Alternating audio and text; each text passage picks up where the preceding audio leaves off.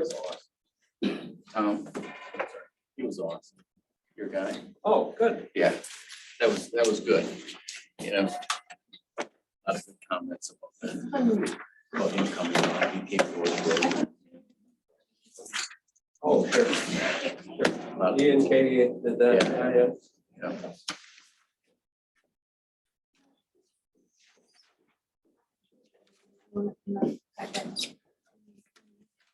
And unfortunately, they didn't close it when they said they were. Anyway, Yeah. See, I was wondering, because I didn't go well, through and now I there. have to take both of them up. Yeah. I was going the other way and that one said closed. Boy, I just have to do it in my second, but now I don't need either of them because I have this new one.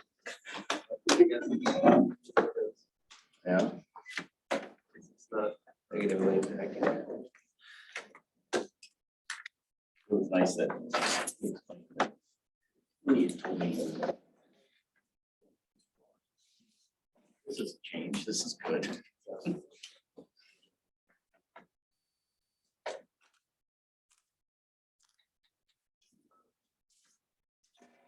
Good evening, it's Tuesday, July 19th, city council meeting. Thanks for everybody to come, for coming tonight. So we'll start with the roll call to order. The roll call, Jim Phillips. Jim Richards. Ryan Nyhorst. Dana Bergner. Lori's off on the appointment that she couldn't change, so she's absent tonight. We have approval of the agenda. Is there any additions to the revised agenda that we got late this afternoon? It's on your desk as well.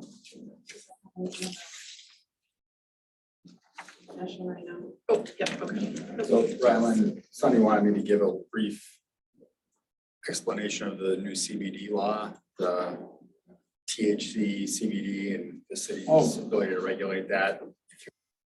If you don't want to, that's fine. If you do, you can put it at. That's fine. Do it under new business. Number B. Under V. There's a report under new business, item B, Just CBD law explanation. CBD law. Okay. It was recently adopted by the state. So to make a motion, we approve the agenda with the addition of action item B under new business. IX or number 9. Second, Any other comments? Seeing none, all those in favor, signify by saying aye. Aye. Aye. It's approved. So this evening, we have a couple presentations. The first one is our 2021 audit. And Andrew Liddy from Smith and Schaefer, if you would mind coming to the podium and sharing the audit review. Sure, we got extra.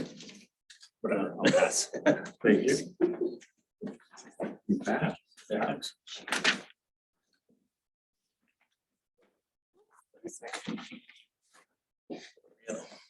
These are all for you.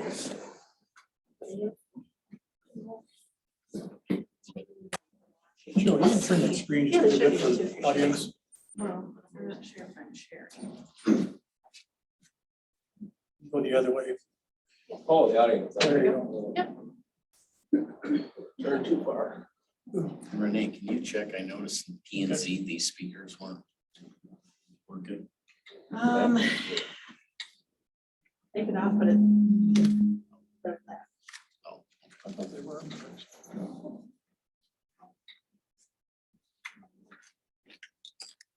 Ready? Thanks for having me tonight. As the mayor said, I'm Andrew Fillet with Smith Schaefer, and we're contracted to perform the audit for the city of Orinoco for the year ended December 31st, 2021. Tonight we will walk through this PowerPoint. We'll not walk through the actual audited financial statements, but you guys do have there if you want to look at a copy, and we can flip back in if there's any question about where the numbers do come from.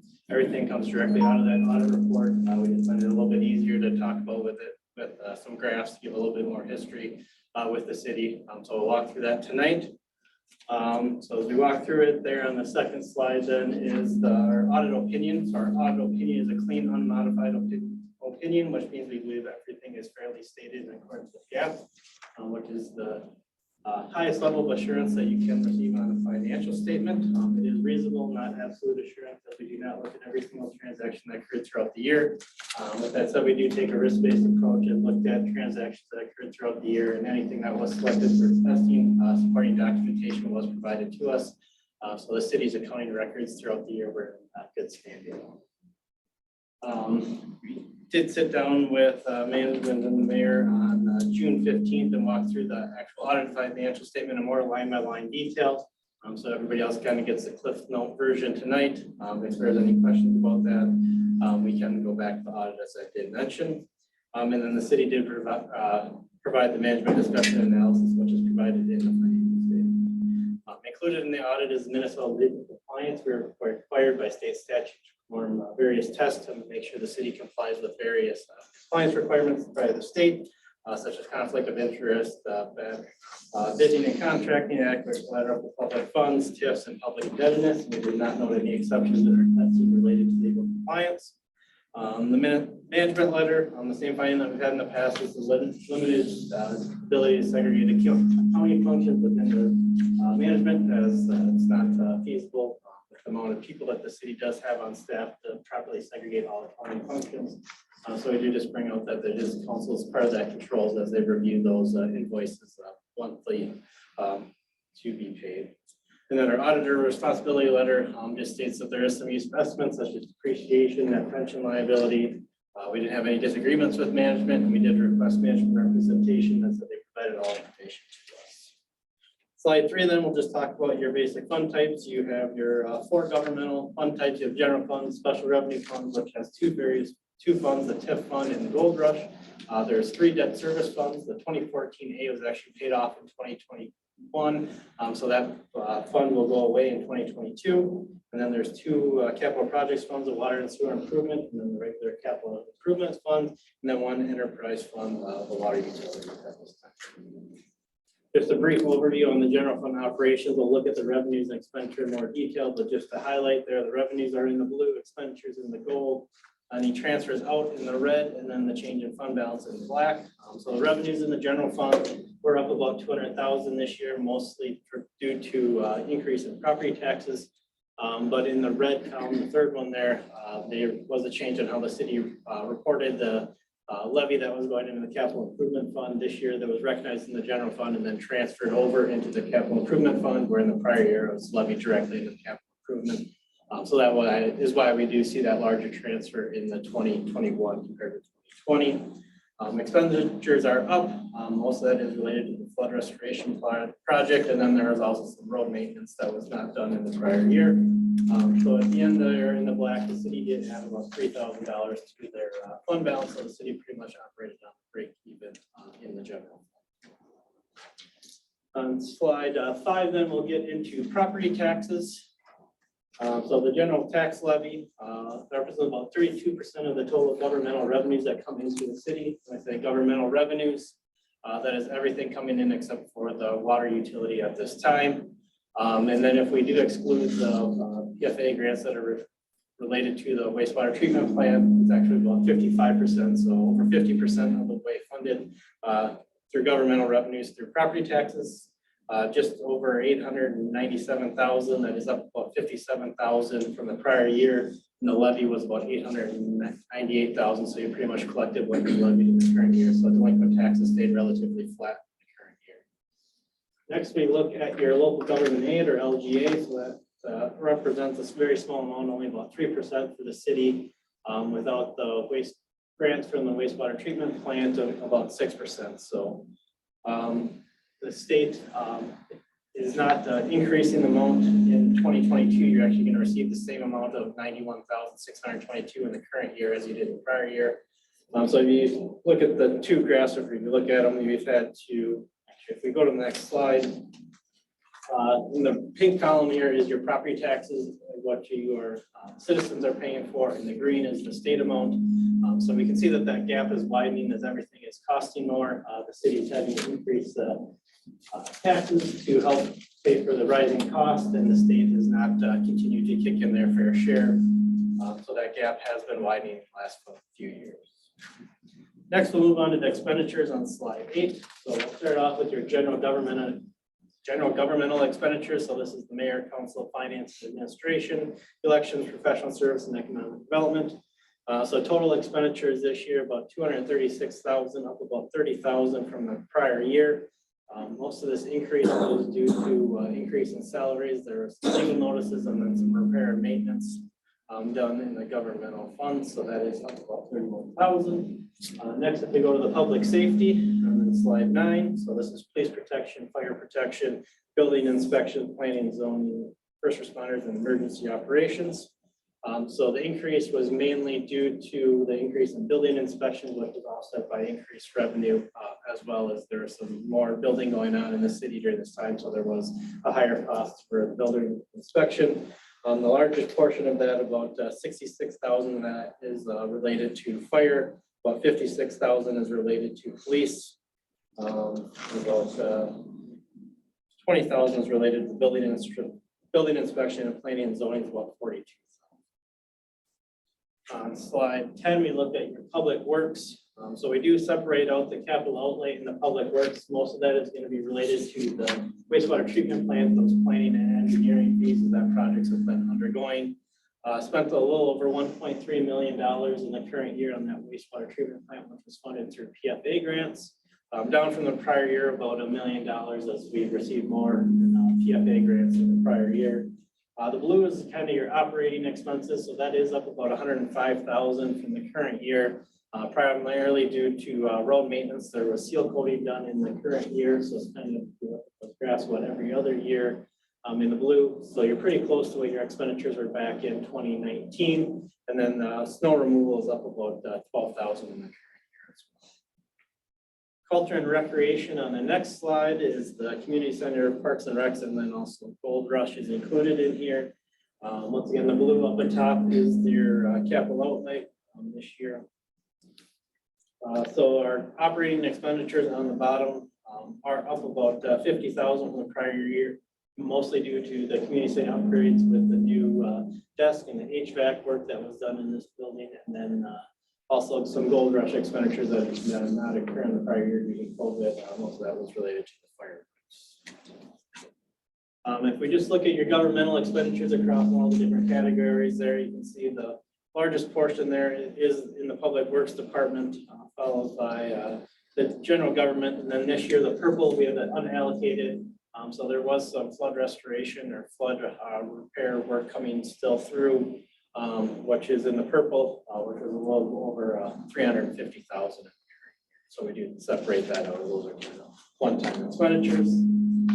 Next, if we look at your reserves, so if we go to the general fund, the darker green is going to be your unassigned fund balance. The lighter green is going to be your total expenditures. So one metric that is used to test the health of the city fund balances would be you take your unassigned fund balance and you divide it by your total current year expenditures. You kind of get a percentage of how much of your reserves is on hand at year end.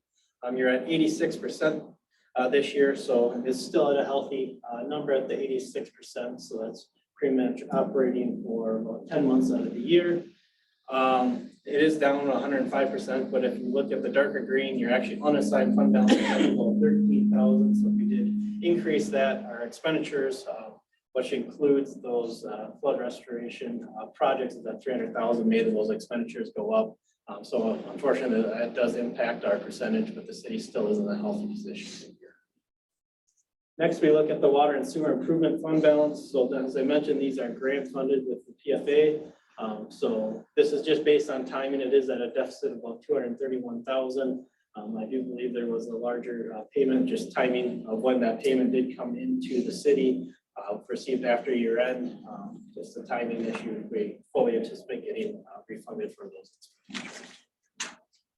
Then the capital improvement fund has about 825,000 this year. The total expenditures was about 160,000, and most of that was on the retaining. Property taxes that did go into this fund was about 228,000, and also some gambling proceeds for future fire equipment needs as well.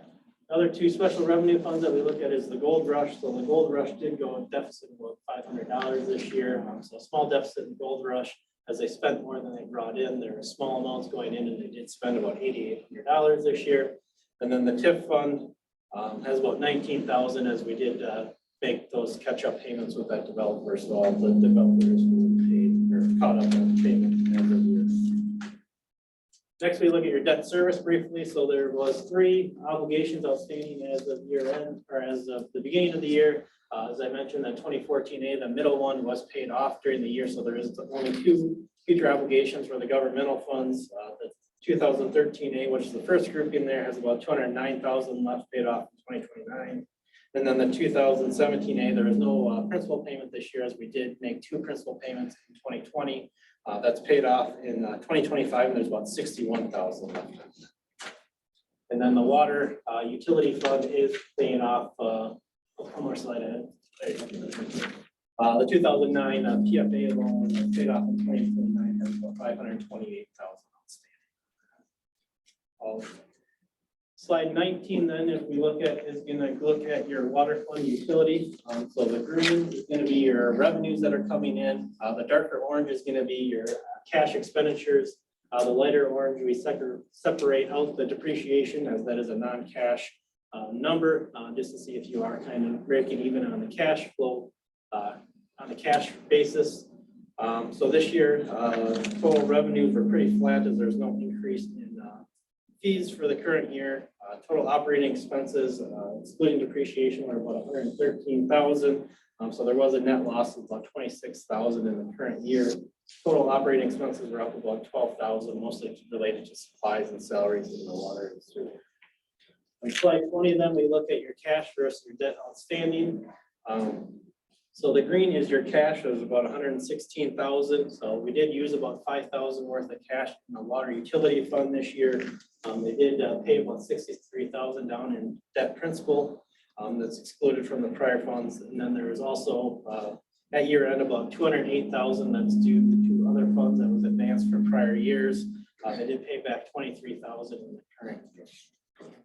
And just a brief summary on the last page here, the general fund operations resulted in a surplus of about $3,000, bringing the total fund balance to $1,224,000.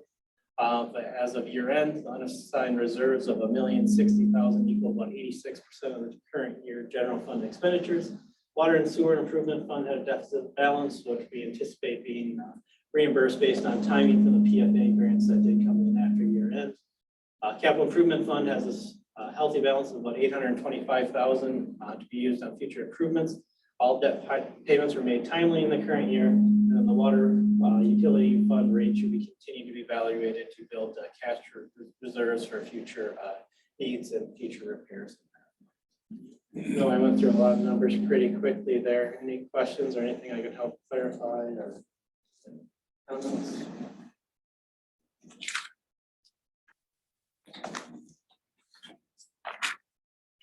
Slide 19, the water utility fund, I think that is an important slide from the standpoint of we need to maintain our status with the PFA on our water rate loan. So no doubt we'll have to have a 3% or 3.5%, something like that, to make sure we stay above that line in 2022 going forward, or 2023, I should say. Hopefully 2022 will end up being better than 2021, so. The sewer is supposed to be operational 2023 or? Right, summer of 2023 is when it's supposed to come online. Part of it. Joe, Yeah, part of it comes online in mid-year for some of the users, and then it should be available to everybody by the end of 2023. Another fund to keep track of. Yep. so with that, we're bringing on 122 water users, something like that. So sometime in 2023, they'll start as well. So that will help our revenue, but it also is going to impact our expenses too. So. Any other questions for Andrew? Very concise. Thank you very much. Thank you guys for your time today. Thanks, Matt. All right. Okay, the next item on the agenda is a presentation age-friendly Orinoco. Rosemary and Kevin to share with us and update the council. Dana and I have been involved with it, as well as Joy. And so if you'd share with the council what age-friendly is and how you see this developing here in Orinoco. I'm Rosemary and Dalton, and that are looking at ways to make Orinoco more age-friendly. In October, Dan Conway asked me to be the lead person for age-friendly Orinoco. Ryland had previously attended a couple of meetings with Homestead County. And we listened to presentations from age-friendly Olmsted County and a representative from the Minnesota AARP. Dana and Joy and Kevin are on the committee. There was great response from the community when I was looking for people who might be interested, and Dana was out there kind of recruiting also. But we've got a good core group on the committee, and we discussed the 8 domains that could be focused on to make Orinoco more age-friendly. And right now we're finalizing which of those domains we would like to focus on and developing a survey that will be going out in the next Orinoco newsletter. And we want to, from that, we want to get feedback from the citizens to see what they think is important to make Orinoco more age-friendly. Tonight, we're here to request support from the city in these endeavors. We're requesting a letter of support to be part of the age-friendly Olmsted County and age-friendly network. And to request that the city incorporate an option to appropriate money for the age-friendly Orinoco as a line item on the 2023 city budget. As time goes on, we'll look for grants to support any special projects. As a community, we've chosen some focus areas and are finalizing that survey to go out in the Orinoco newsletter. And from that, after we get the feedback from citizens, hopefully we'll get good return on the surveys and find out what other citizens think is important and that we should focus on. You two have anything you'd like to add? Well, just that we are requesting that we become a part of the city budget. And we're looking at, right offhand, we're just looking at maybe $250 to be a line item under age-friendly Orinoco in the city budget.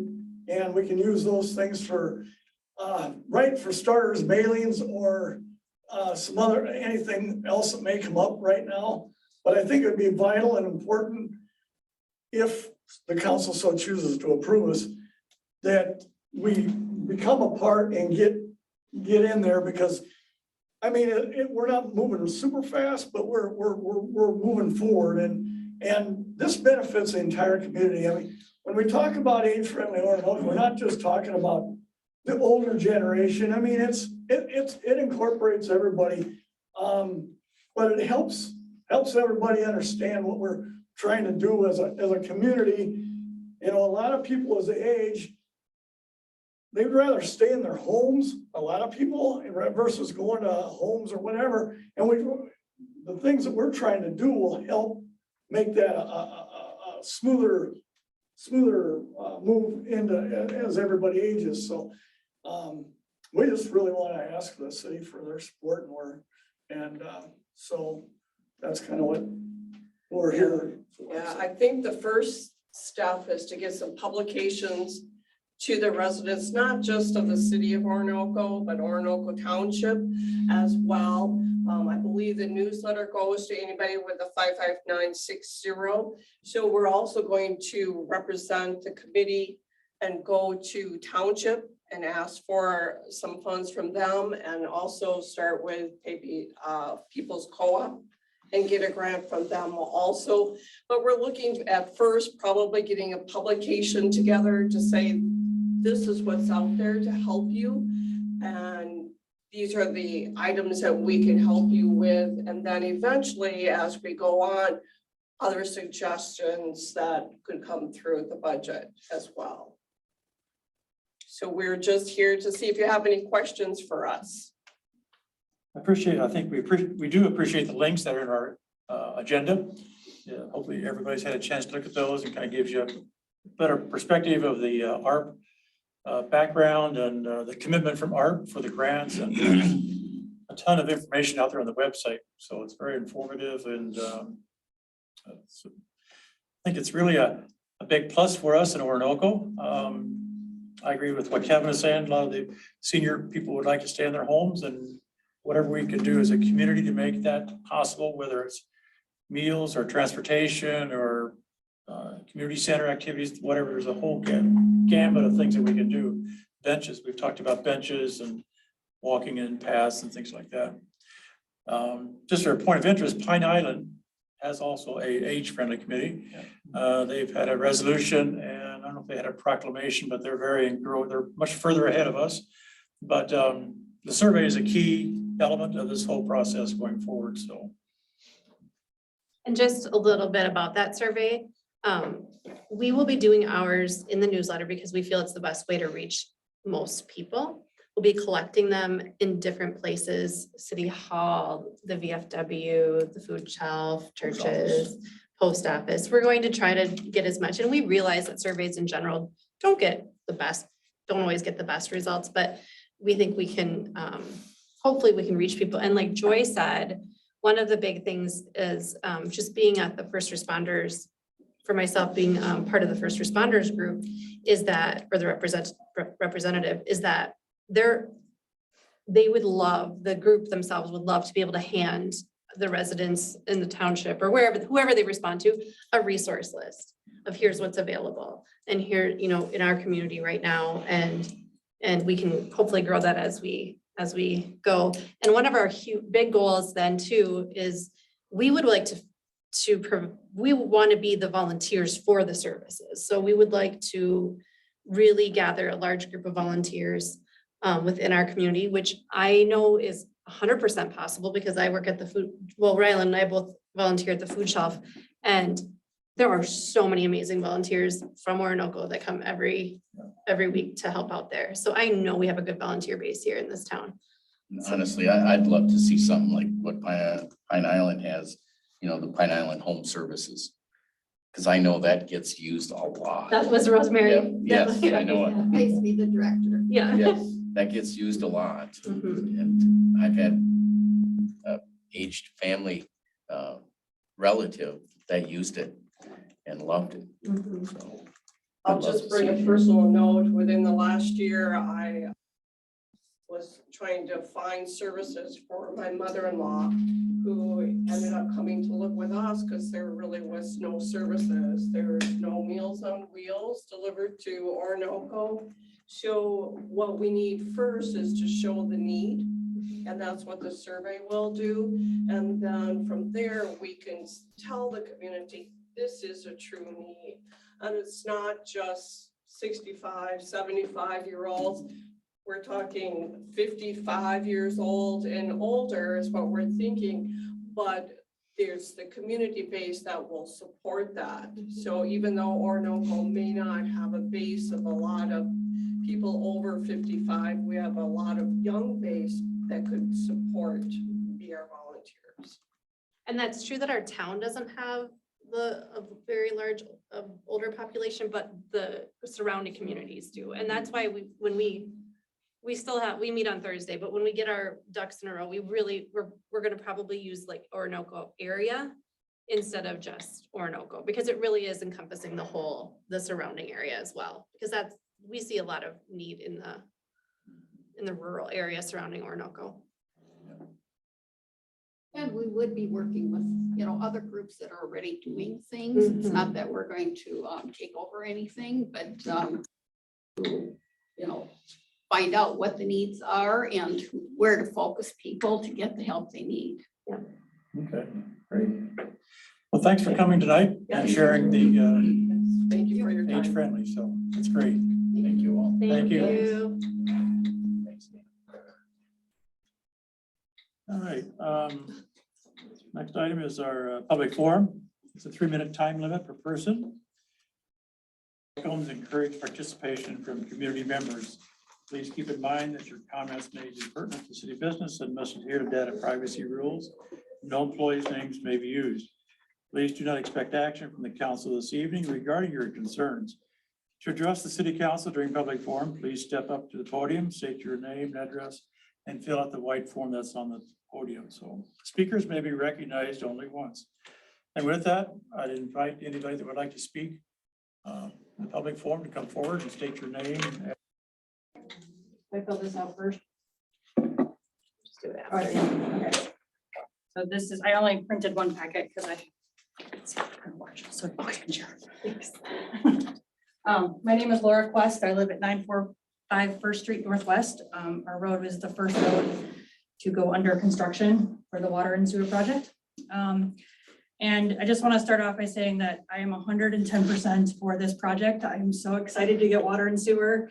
I can't even stand it. Like my water pressure is gonna increase tenfold and I can't wait. However, we've learned some lessons this summer and I've been in contact with Joe about almost all of these. So I just wanted to make sure the council was aware first as well. I will say that the crews the first half of the summer were all very courteous when I talked to them on the road. Several times I did have to go out and talk to the construction workers and they were all very polite. Some of them have been very courteous and coming up to our door and knocking and asking us to move cars for the next day or telling us that we're going to be blocked in. So to, make other arrangements if we needed to leave our house. Somewhere around the 4th of July that stopped. And I don't know if it's because the crews changed or what happened, but all communication with any of the construction workers has ceased. So my section of the street in particular has already had the gravel put down. So they just might be done with my particular area and moved on. So we haven't had as much contact lately. Some of the big things I just want to point out is being done in the construction, at least on our property, about erosion control. I got erosion banks in our culverts. After I asked for them to be dug out, they were filled in. Our ditches and our culverts were filled in during the construction process. And then all the mud and water just entered my yard and my driveway is still caked with mud. And then they came and dug out the ditches on my request. But then no other erosion control was happening anywhere on my property or that I could see on my neighbor's properties. So they really have to think about water. And when it rains so much and then it's just so much mud and the road at times was completely impassable. So I just really want that to be thought of going forward because we've had some damage on our property. The construction workers have taken out our mailbox. They were supposed to remove all the mailboxes and store them. And then they put up a bank of mailboxes at the top. They didn't do that and our mailbox was taken out. It's still dangling right out in front of our house. I'm leaving it there so they see it. I've been told that they're going to replace it. That hasn't happened as of yet. I don't have a timeline. The second big thing I want to talk about, and you can read the rest because I know I have a time limit, is that I have had some significant damage to my car. The day that I tried to leave my house, I talked to the construction workers. I asked if I could leave. They tried to grade the road as much as they could. There was a huge culvert that was replaced. Running underneath the road caused a massive hump in the road. That day, all the dump trucks were coming by with fill, caused huge amounts of ruts. I mean, I'm talking 2-3 feet deep.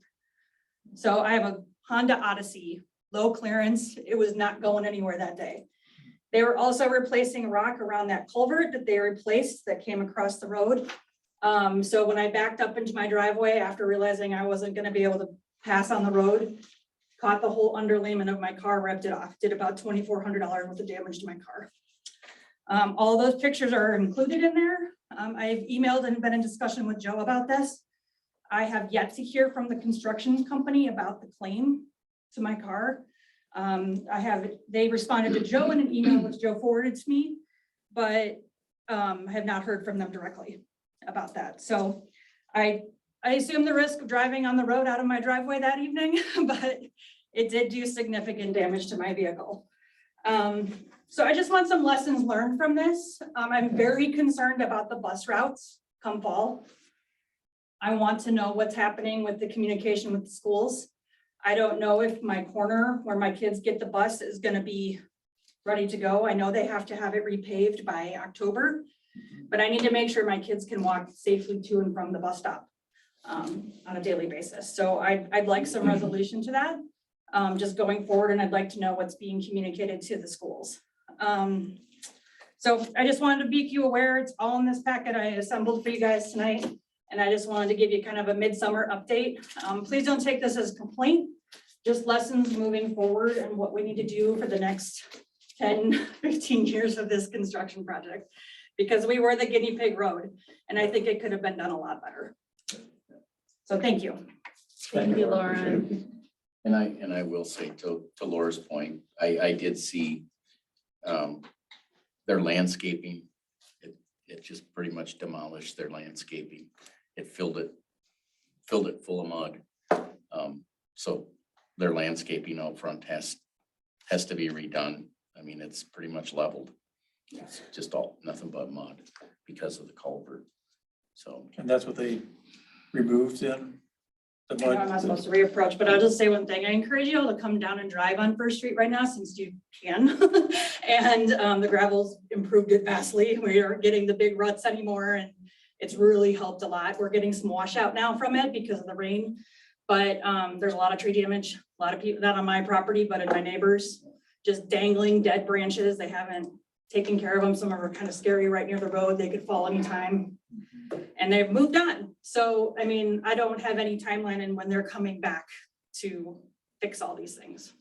and I've had people call me about the big rocks that are still there and on West Center. So.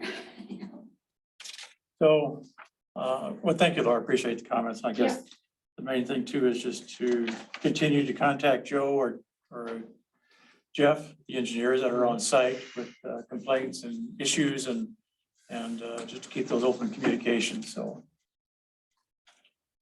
And Joe, I'm sure as soon as you hear something from the contractor, as far as correcting anything, there's a time probably for that to happen, but I'm not sure when that will happen, but. Right. Would anybody else like to speak public forum? Can I do an addition to that, please? Please. My name is Gary Sanford. I live on the corner of 12th Street Southwest and First Avenue Southwest. I'm right south of the ball field.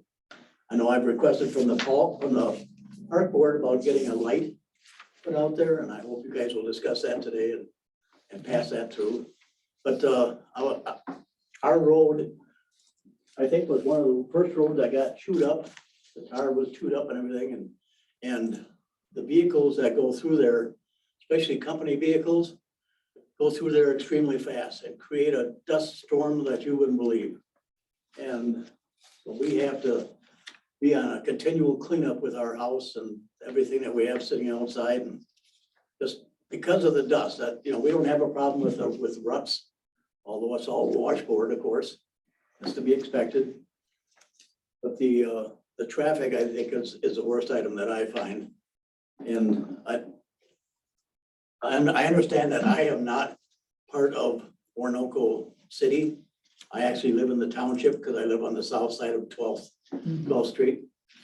But we are affected by that. And I know I was gonna ask the engineer whether or not they're gonna put access, a little run-in on the roads when they take care of the putting the new road in and accessing our gravel road. Because that corner that I live on gets so deeply rutted when everybody goes around that corner and spins their tires. Just a thought. Again, it's more a matter that I find with that of just the amount of dust that's created by the vehicles going by way too fast. Okay, thank you. Thank you. Thank you, Gary. Third and final call for public forum. Seeing none, I'll close the public forum at 7:15.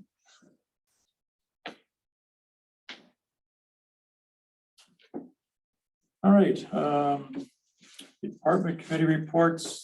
I don't see anybody from the sheriff's department here. Planning and zoning. We have the minutes in the pocket for you to review, council. And we also have a application for a garage variance. And Jim, do you want to bring forward the resolution 22-15A? That's on your desk there with you.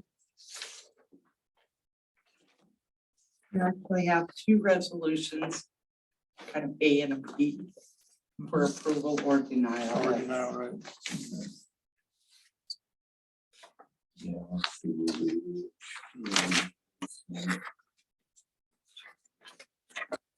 Trying to find the number.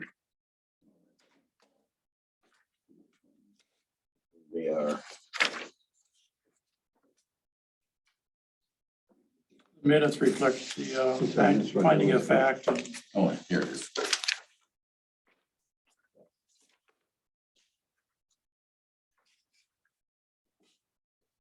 See, so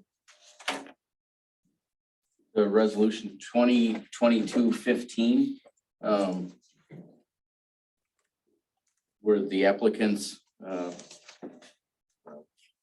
Jeffrey and Dennis Wagsness, and I hope I didn't butcher the last name. They asked for a variance to the maximum allowed area for the accessory structures. They're in an R1 single-family residential zoning on their property. It's 95 5th Street Southwest. And I think for that, I would say that the planning and zoning committee were in agreement for that resolution because they were very close. So I'll just, in a nutshell, they want to put up a new garage behind their house, and their lot sizes and everything are very, very close to what the requirement is. Okay, and they've agreed that they would take the existing garage down once they put up the new garage, because they have other things stored in the existing garage. So they said that they would remove that garage after the new one was up. And I think, what did we? 90 days? Yeah, I think it was within 90 days. Something to that effect. I didn't have a For note on it. completion of. Yeah, upon completion of the new garage. Okay. So we were all in agreement that it should be passed. That's our suggestion to the council. So I would make a motion to pass resolution 2022-15. So I have a question. Sorry. Two of them. Do we want to do them both the same thing? Okay. No, there's two options. You have there's two versions of approval or it. denial. So you're approving the motion to approve resolution 2022-15. And The other one is a B. there's 15B Oh, too. right. Okay. So it's just. So how do you want me to do it? You want me to do both of them at the same time? No, do the 15, I think. Yeah. Yeah, so I'm making a motion that we pass 2022-15. And I second that.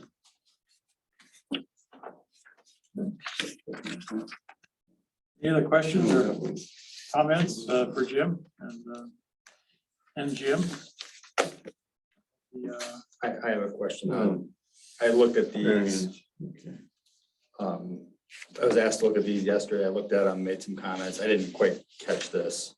So on the conditions of approval, are you saying that after they destroy the existing garage, then there won't be a need for a variance? Does that make sense? There still would be a need. There's a variance. Yeah, there would still be a need for the variance just because of the size. Right, I didn't know if you subtracted that amount. You know, so if you subtract the amount, the square footage of the destroyed garage, that will be destroyed in 3 months. It Yeah. would still be over. Yeah, Okay. just by a very, very slight amount, and I forget what it was. Was it like 10? Shoot. What we were looking at also is, if you take a look at the outbuilding of the structure, that if you were at 1 acre, you could have a 2,000 square foot structure. And anything underneath that made a difference. So it's like there really isn't a sliding scale to help with that, even though they were at a 0.92 of an acre to go along with that. Right. So with the new garage, which is 1,344 square feet, Right. and the old garage was 768. With the new garage, it's 192 more square feet. So it's very slight. Really. Well, and this new garage will bring them in compliance of setbacks and things like that, which the old current was grandfathered in, and it was, Right. It just doesn't not, need. right, so it does make sense for our code. Definitely. And the drawings looked really good for what they had with it, what they were planning. And I think, Joe, you're working on that too, right? Planners are. Okay, this was, but yeah. Because I wanted to make sure that culvert was put in there too for the new culvert. Right, that's, And that's the Discussion part they they mentioned said that you were working with you on that. Okay. any other comments? Seeing none, with the roll call vote, all those in favor? All right. Well, roll call would be Mayor Ikorst Yes. Oh, okay, aye. and Lori Nevek is absent. Jim Phillips. Aye. Jim Richards. Aye.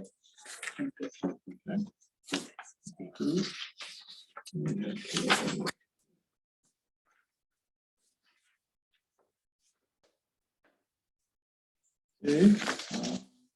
Next item is a committee recommendation of an application of a lot split and a variance at 505 Second Street Southwest, Matt and Lisa Frederickson.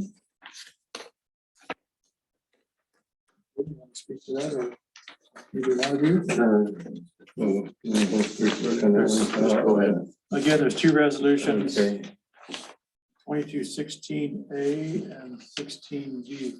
This resolution didn't have it. Right. Okay, seeking a resolution of 2022-16A adopted by Planning and Zoning on July 19th, or for tonight, July 19th, 2022. This is for application for Matt and Lisa Ferguson, property owner at 505 Second Street Southeast in Orinoco. They seek to split the lots that they have under low density residential R1, which is identified in Orinoco land use plan for the property at 505 Second Avenue Southeast. They want to split the lot into two different sizes. Right now, if you look at a minimum that there is for the lot sizing under section 151.002 in Orinoco zoning for R1, it says that it needs to be 20,000 square feet. And that also is under section 151.117B requires a corner lot to be 10% greater or 22,000 square feet. So it's on a corner lot and it goes along the street. We're looking to authorize under zoning code 151.401 to grant variances as standards for the zoning code. So whereas the existing lot is 39,624 square feet, total will be split into two lots. One of them will be for 19,807. And then the corner lot will be for 19,817 square feet. Both of these are going to be under the 20,000 square foot requirement, but not by much, only by a couple of hundred square feet is the only difference that you have off the variances. So I'm trying to figure out what we want to do is we had agreed to grant the variance that there is for the lot sizes of these and allow for them to split the two lots where they want to put a smaller house on one of them and sell the other house that they have. That's the other thing I wanted to say is they also have street access that there is on both the locations which needed to be done. So that hits into city code as well.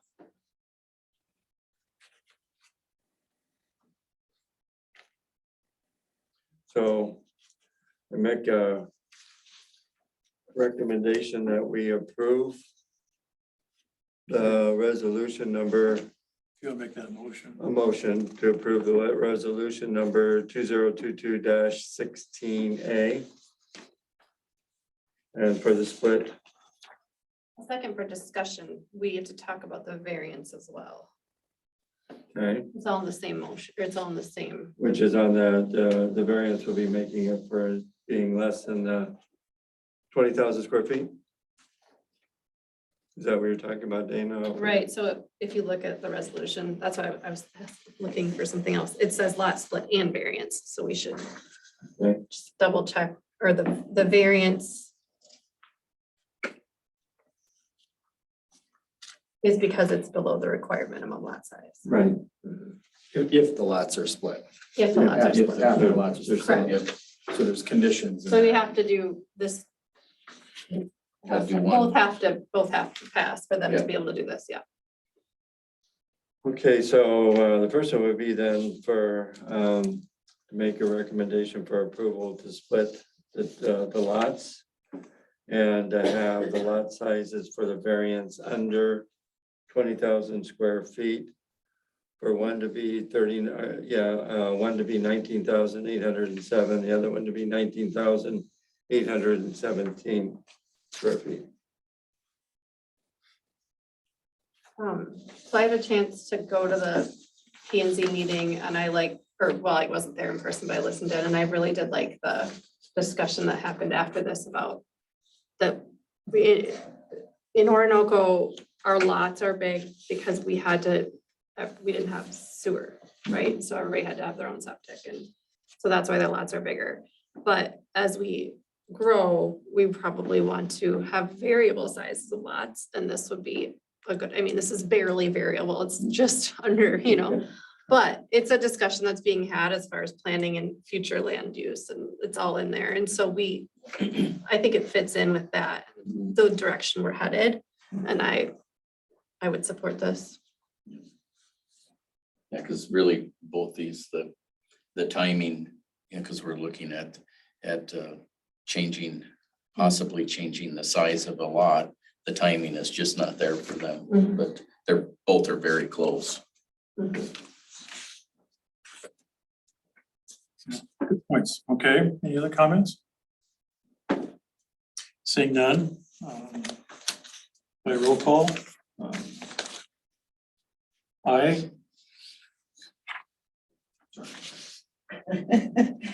Counselor Novak is absent. And Counselor Bergman, Aye. Counselor Phillips, Aye.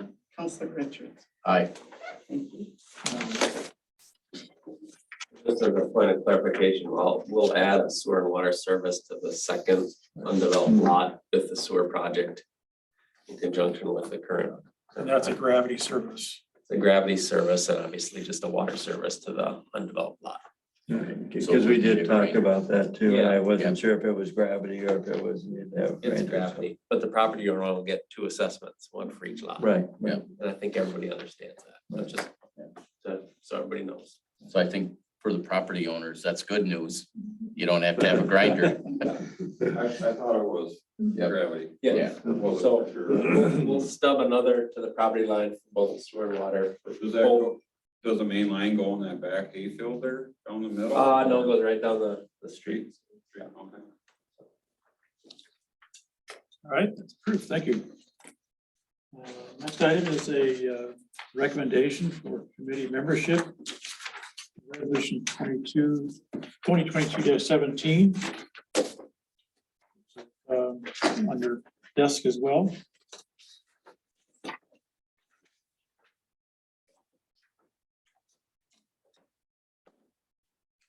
This is a very interesting resolution. I didn't realize there was time limits on the planning commission. Or code. Your planning commissioners didn't read it, so didn't realize that they had a term. I was just in the audience on that. So, Yeah. if you want me to speak. Yes, to that please do. just a little bit. So as my initial draft had these 2 recommended people serving out expired terms, because I know someone had retired and I believe someone else has moved on, but creating the 2 vacancies. So I was thinking that there were term expiration dates for the commission, only to find out that they didn't realize that they served 3-year terms. So I'm still working with Renee to determine who's, for the members that exist, when were they appointed, and, you know, like, when were their terms having Starts to today. expire? So I'm thinking that, so I amended this a little bit to we can insert the 3-year term and have that expired. Typically, the terms are running for calendar years. So because we're sitting here, so you may want to do, we could take that year section out and just have them expiring on a specific date, 12/31, say next year, 2024, whatever. The council is actually the one to make the appointments, and I would encourage certainly and support the recommendations coming out of Sure. the So planning did we, commission. or if you or Joe or Paul, go back to the 2 applicants and let them know about the 3-year term, or are they aware of that potentially? I don't think they know, Okay, because, that's why I didn't, yeah, if they were aware of it. no, so that's kind of an open question. And I thought perhaps that would be good. If Counselor Phillips or. So it really kind of, I hear what you're saying here, but I also hear the members that are there now. Like Jim started, this is your 2nd year? No, I started before I was on council. I think I was Oh, on, we did, okay. yeah, I think it was at least a year before I started council. And Jim, of course, is just filling in to fill out Trish's or Lizzie's. So I'm wondering if we could, until you get all this determination of all the other years for all the other members, we don't want everybody retiring at Exactly. the same year. So can we approve Kathy and Colleen pending an expiration date or something like that? Mike, does that sound okay? I Because we don't know how the other members, the other So I 5 members. asked Sonny about this. I said that we could look, we could look into it. I think you can approve anything that's within the meaning, that doesn't contradict your code. And I think the way she's laid this out is fine, but you might want to look at the code language itself afterward. And you could do that appointment tonight that way. And then you might want to make sure after they do their investigation. So I was gonna have an associate in our firm look at this and they're gonna look at it first and then ask us if they need help. So I think you can do it that way tonight. And then you should just iron this out and then fix it after the fact if it needs to be fixed. You can always bring another resolution We're back. not ignoring the code, we're just Right. not sure I what to agree. put in there, yeah. Well, yeah, I mean, I think when it says 3 years, you can, Paul's been on it more than 3 years and so has Yeah, the other correct. Sorensen. Well, and this gets into your, Before Trish Trish left left even. this gets into your official designations. I think you do this. Every city does, like at the first meeting in January, usually you make official designations to the various committees and it's usually like a resolution and you just adopt it and it's got everybody's name listed on the different committees. So, That's the county council standing members. Right, we don't do it for the We don't go entire. into the committees themselves. Yeah. yeah, see that, you might want to look at that We too. should, yeah. They will be doing that Yeah. in 2023, Yeah, but you might want to look at that. I don't know exactly. But I think you need to appoint them. So what you could do is, do you know when these 2 terms expire, I guess?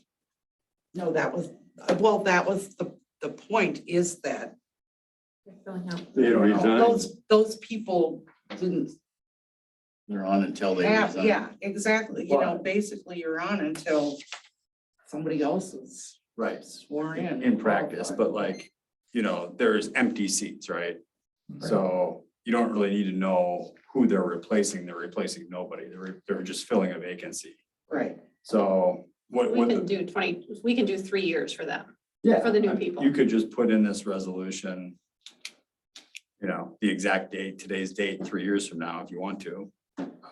What did you want to do? Have it terminate at the end of the year, like you said? I think it's best to, everybody else is on the calendar year. My recommendation would be to go with a year And I ending. think that's the right way to do it.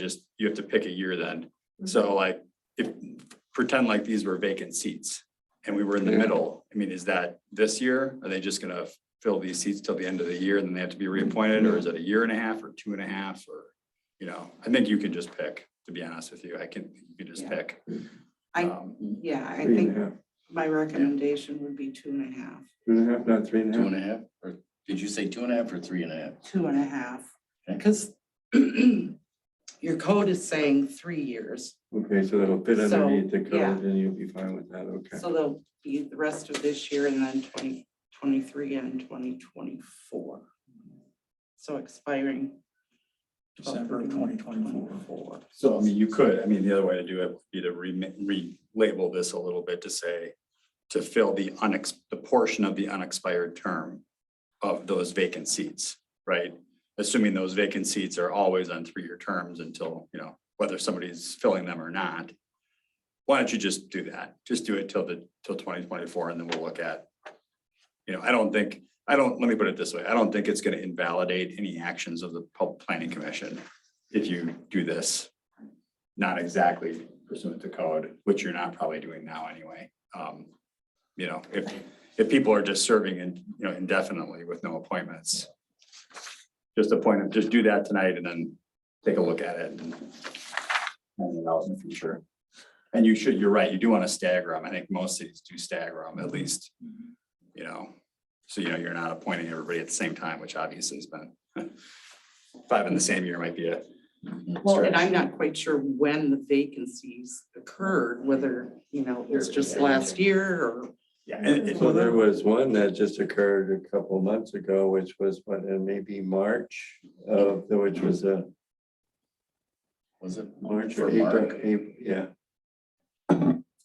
Yeah, I think it was March, because we haven't had that many P and Z meetings this year, so. And so what you could do is do this tonight, just so they're on the committee, and then you could bring another resolution next month for all 5 members, instead of 5 members, and just reappoint them. I mean, you can always undo anything you did in the past by doing it again, and just reappoint them for,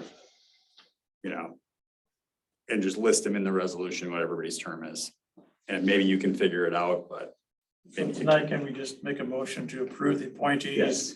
disregard the resolution, No, I think you can Come- just do the come resolution. back with the resolution that he's doing exactly what you're asking for? Yeah, I think you can just do it, like she said, in the resolution, and then we'll just do a new resolution to supersede this one next month or whatever Oh, with all the members, or you can, you know, I think you do need to do it by resolution. Every city does appointments by resolution. If you're Never not done doing, resolutions before. what? we haven't done it. We've never done just by motion And in I the haven't, past. I'm not saying that. I've not researched the issue, but that's how everyone does it, so I don't know. Well, not everyone. Not everyone. So, I'm bringing them. All right, I'll make July I 19th, make a motion to approve resolution number 2022-17 to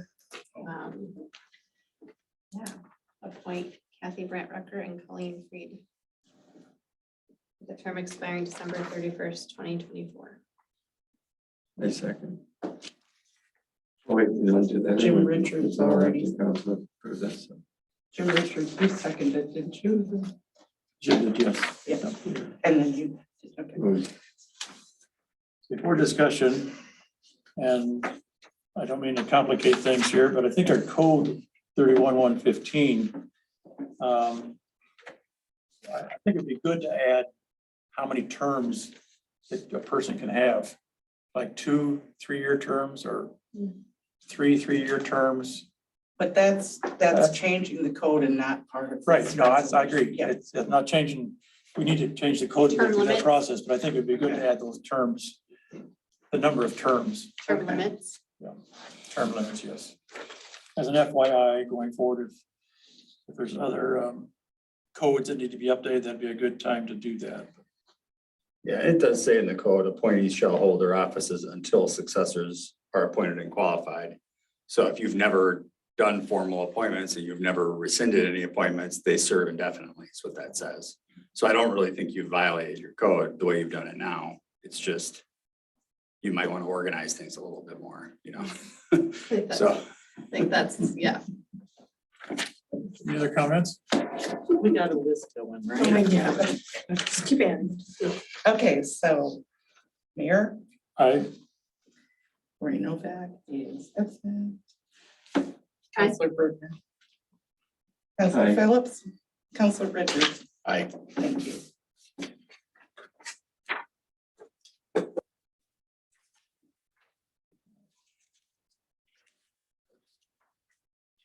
okay, water and sewer.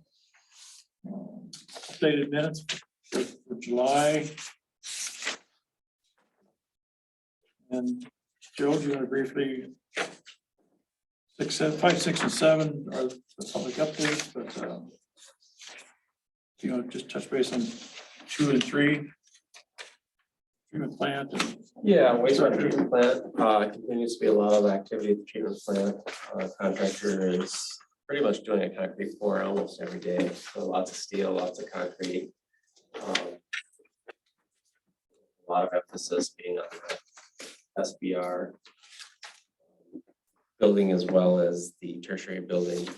And then also a lot of pipe going in the ground in terms of the yard piping and force mains and those types of activities. So really the big push is to get the structures up and out of the ground and ready for precast panels to become or to arrive in mid-August and be set at that point. So that's a pretty important milestone in the construction schedule. So the contractor is pushing hard to get the concrete poured in the buildings in a position to accept those precast panels.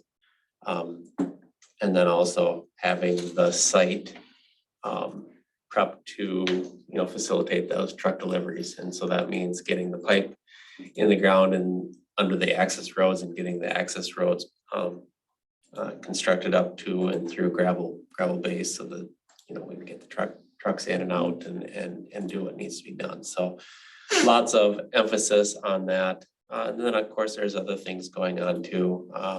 Well drilling is starting here probably next week. The contractor is choosing to drill a temporary well on site. The temporary well is needed to essentially pump 1 million gallons of water to be able to fill tanks and do water testing so that the tanks can get backfilled and those types of things. They'll also be constructing our smaller residential well, which has a much lower pumping rate, and that will be permanent. But that's also on the near-term schedule. So lots of activity at the wastewater treatment plant. As you can see by the pay request, contractor's done a lot of work over the last month, and that will continue. Any questions or concerns about the wastewater treatment plant? Anybody interested in going out to see it too? Yeah. We can have a little tour if you guys want to at some point. I'd be glad to facilitate that. Yep. Seems like everybody's interested in that, so win.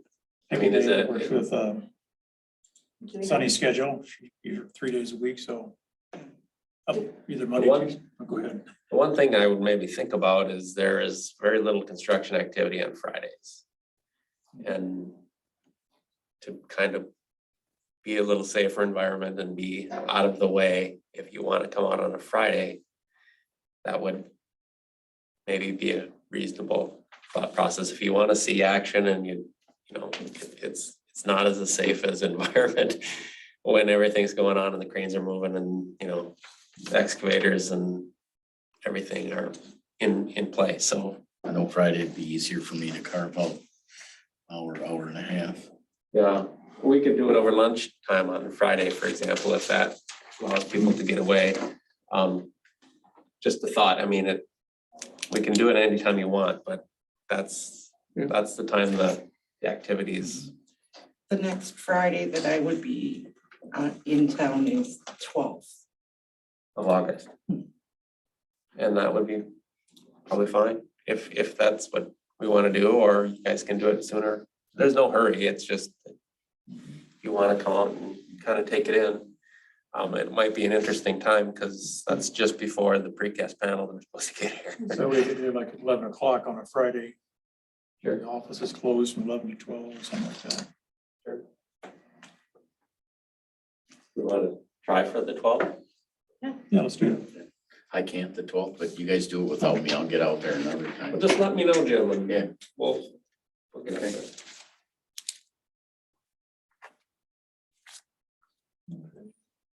Infrastructure.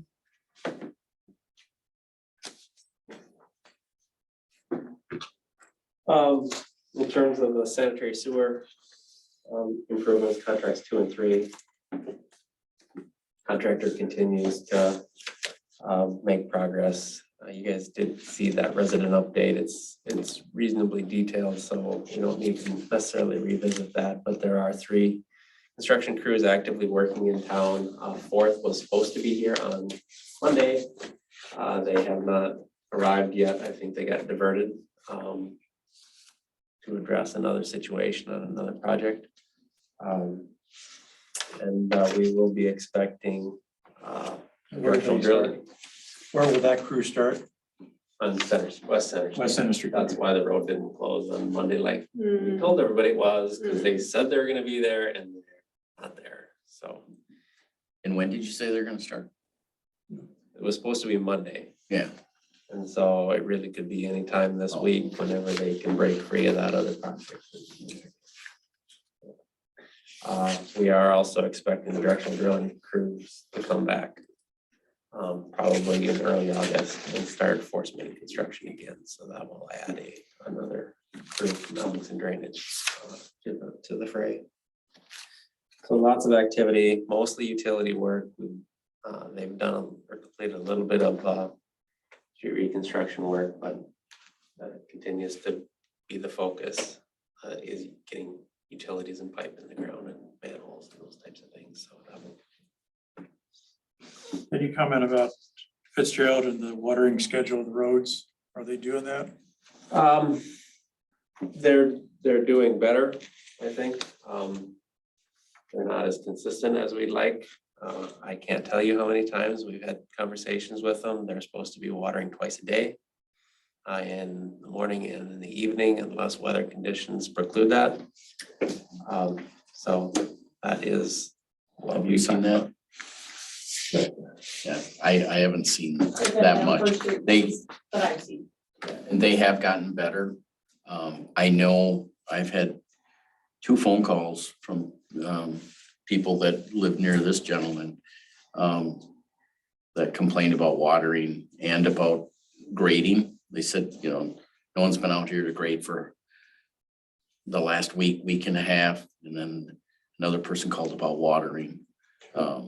So I don't know if that one's being missed. I know Center Street, they've been doing a lot better on watering.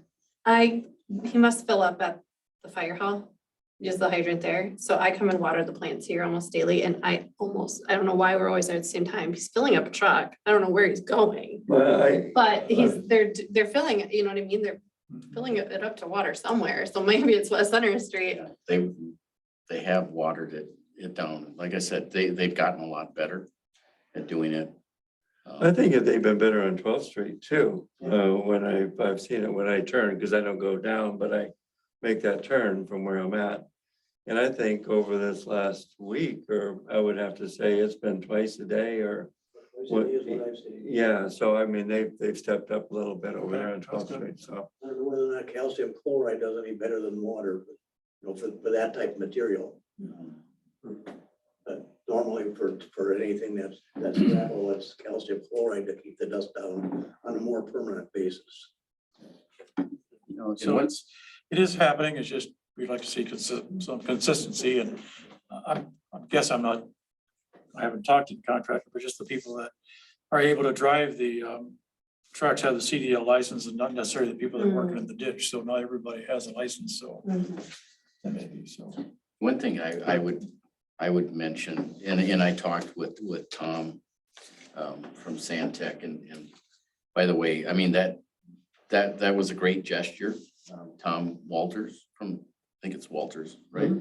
From Santec, came door to door, handing out information packs. And I've had a number of people, my neighbors anyway, that said, you know, this was a nice change. This was great. Good communication, you know, what happened, one of them asked and said, you know, so kudos to them for doing that. And the other thing, we talked about watering, we talked about grading, talked about the big rocks, and he said, no, there shouldn't be big rocks because a number of people have complained. And I drove down Laura Street tonight and there definitely are big rocks in the road. And you can avoid them in some places, but if you have to bypass another vehicle, you can't. I mean, these are very big rocks that could do some damage to a tire or your car. The only thing that I would ask, as I mentioned to Tom, and like I say, I think it's gotten better. And Joe and I have talked about it too, is if they just look at this as if they live in these neighborhoods and they have to be on these streets. You know, the consideration, I think, is what gets people wound up, including myself. It's like, you know, don't just go home and leave it a mess.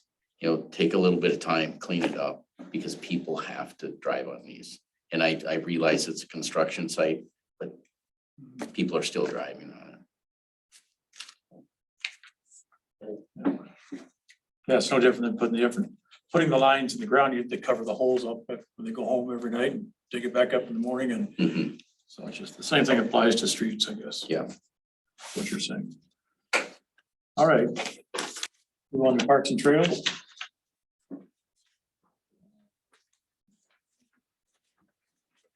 Quick update on the Riverwood Hills paving project. No? The Riverwood Hills Park Pathway, we're having a pre-construction meeting on Thursday, and I suspect construction in terms of grading will start. It should progress pretty quickly. They will also know or have some idea when they put the base rock and when the paving would be done. They should. With the subcontractor. Yeah. Next item is an action item regarding a trail between Timberline and 6th Street Southeast.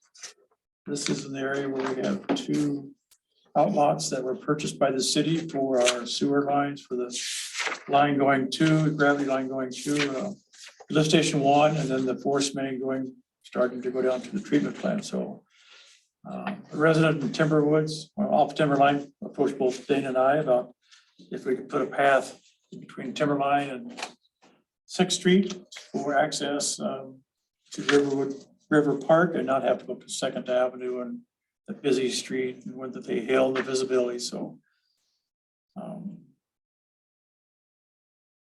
So there's been some discussions about what it would take and part of it's baseline or just putting gravel down, building the base up in the gravel. Right. I have taken a look at that since we kind of looked at it on paper here at City Hall. You know, there is a need for some culverts. Some of the grades coming off of Timberline are deeper. You know, it's maybe a little more complicated than putting rock down and paving it, frankly. So I think that maybe warrants a little bit more consideration and evaluation of options in terms of, you know, we might bring in some extra fill material from elsewhere on the project and build those grades or improve those grades up and then put the rock down if that's what the council wants to do. So if we didn't do a path there, what would it be? It's just an open area, you know, it was previously treed, you know, and so, you know, you've got lots of options. You could have a mowed path just with earth, soil, grass. You could have wood chips, you could have gravel, and of course you could have a paved trail. You know, it's what, 350, 400 feet. You know, it adds up. It's not a tremendous amount of money, but you know. And no matter what, any of those, we would need a culvert. You really should probably have a culvert, you know, just so people aren't walking down through the ditch bottoms and. I'm just thinking about the way that flows and how it floods. Yeah, it shouldn't flood there, you know, there is there's a pond in the back there, but it's. But when the river, Well above that, I mean, the houses would be flooded if that area flooded. do you know what I'm talking about? How it's like a river will run right behind those houses now to Fifth Street Across the road, by Animal House. comes across the road from Second Avenue, that goes into Tubes and it comes out of where that blue house is just to the south of or to the east. And then that's where that's where the creek floods or the pond overflows into the creek. So would the trail be susceptible to that? No, I don't think so. just localized, you know, Okay. drainage off of the hill, you know, where the used to be a kind of a volleyball court there, that's the area that gets a little steeper and part of that hill off of.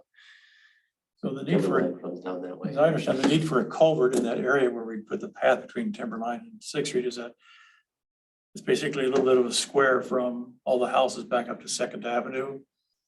Between Sixth Street and Timberline would kind of drain down in, there's that volleyball court. That whole area would be the reason for having a culvert. Yeah, and then of course that's Sixth Street too, you know, so. Yeah. So, yeah, So we got a couple options we can do tonight. We can, if we want to talk about the three options, like you said, even if we do the wood chips, there should be some buildup base I with the think we culvert. really should put culverts in and put chips in and those type, or put some limited fill in to improve the grades, just so it's not so steep, and we have the fill. So, Or we could do a rock culvert combination. And then ultimately, if you want to pave, we could do that next year and let the dirt settle. But in any case, we should have some engineering design done and paid for an estimate. Maybe if you want to come back in August with an estimate of what the engineering cost would be, along with the material cost. I think the engineering costs are, you know, we're probably talking about 4 hours of effort here. You On know, the contract. for the engineering side of it, so our effort's pretty minimal. It's just the contract, you know, the construction costs are more significant, so you'll maybe want to understand that a little bit better. So can you help me understand? So in this, where are we talking, Ryland? Sure. To put that? So Cause here's timber only. It won't look the same, Okay, because so right here.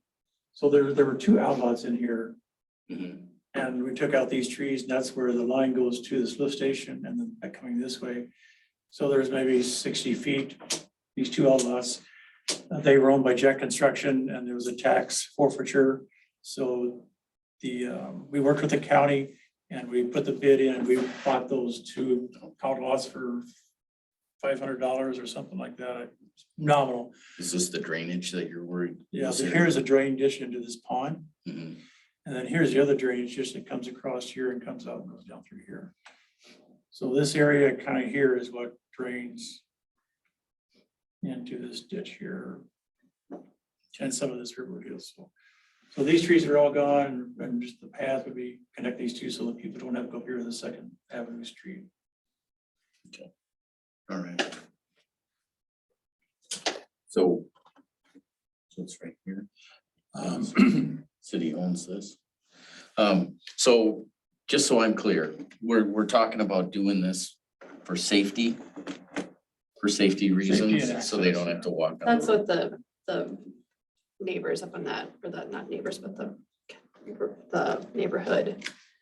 That's why they approached us. That road is so ridiculous. That hill is so awful. I mean, we've had people here talking about it numerous times. Or actually, I don't know if Dale's ever come, but he's sent messages, but I mean, it's, anyhow, yeah, so that's the reason, because they don't have access, you know how Cedar Woodlands and River Park are connected? Mhm. Well, this group isn't connected to the park by a trail. They have to use the roads, Right. that neighborhood. So I'm just gonna bring this up, food for thought, not that this is a bad idea, because I think this is. But are we starting something by doing this? Because I think there's other neighborhoods that would like to do this. And are people going to point to this and say, well, why did you do this? Nothing against Ryland or anybody that lives over in River Park. I consistently hear from people, why is everything happening over by River Park? Is it because half the council lives over there? And it's like, no, they don't. no. And I heard the same with changing speed limit on that road. So I just want us to really, again, this is not a bad idea. I'm for this. But I just want us to be very aware that we're doing this in this area, and there's probably other areas we could be doing this in as well in our city. Well, and I think we are, because we're paving the road. Over by me, yeah. Yeah. So that's. We're doing that, and Yeah, And there are, Side, so. you know, and I agree, like, I wouldn't think this was necessary if we had a reasonable road. yeah, If and- they had a reasonable road to walk. Right. And like the Riverwood Hills Park has 3 paths. Now it will have 3 permanent paths. One's been kind of like Right. so like, it seems like you can get there safely from many different neighborhoods. Whereas this one, we kind of we've isolated them up there. yeah. No, I can, And I get it, because that's a bad hill. I would say our hill, your hill is bad as well. In terms of being blind and people walking, and there's others around the city. But again, I think this is a good idea. get But I your think we point, should yeah. think about other areas too, that we should start I to look think for too, that the alternatives. one thing that makes this attractive is it's city property. Right, We're not having to go out and buy private property to put. and we're not trails doing it in the right way. So, And it's under construction right now, so it just makes sense, and we have the fill, and so that's kind of the. But our Yeah, it was, that's how it was approached to us. It was approached like, hey, Yeah. have you thought about this since this is happening? And I hadn't, so it was a good, I was glad they brought it up. I guess I hadn't, again, I don't live where they live, so I'm very fortunate that I don't have to travel that road if I don't want to, but Right, a lot of people do, and that's a terrible road to have children on. yeah. So what I'm hearing though, I mean, and it's a great thing that the city owns it. So the thought, what I'm hearing you say then, Joe, is we should if we're going to do this, at a bare minimum, we should be putting a culvert in there, so there, I think we should look, put some more does it make sense? thought into it, just rather than looking at paper when you walk it, we need to address some drainage issues. Maybe we need to improve some grades just before we put rock down. And so, it's not a huge deal, but there's some cost there and Mhm. So do you want to come back in August with like a more a more accurate number that we'd be looking at? Would that be okay? yeah, that's indeed what we want to do. I'll make a motion then that Joe Engineering comes back with some estimates on the 3 different options. And present those to council with any estimated engineering design and potential project cost for those 3 options. What are the 3 options? Well, the Mowed, gravel or mulch. paved? gravel, and then if we were to do the paving, and maybe it's too early, just another estimate, just like what you did for the Riverwood Hills path. Yeah, I'll second that. And Jim, you make a good comment. I can understand where that's coming from or would come from. And I think too, I think it's our ultimate goal is to pave all the Riverwood Hills paths too. Mhm. And the reason we Yeah, didn't do those was right. because the sewer was connecting through them and Mhm. so. And we just put in, we just put in the swing set over at Memorial Park. So just remind people that the parks we're Yeah. and we just did a whole bunch of work down at Alice Park. And so just, you can rest assured that when us as a parks group, we're working in every park. Kane can attest to that. Poor guy is out there working in every park. So, And, and maybe timing, if the idea is to pave it, timing could be in sync with, the paving from the water and sewer project. Maybe it could be cheaper because paving was done at that time. And that's kind of the thought, when they come back to do the streets possibly. The second lift. All right, all those in favor signify by saying aye. Aye. Aye. Right. Tree removal, there's a quote from arborist for some tree work in Oracle Park.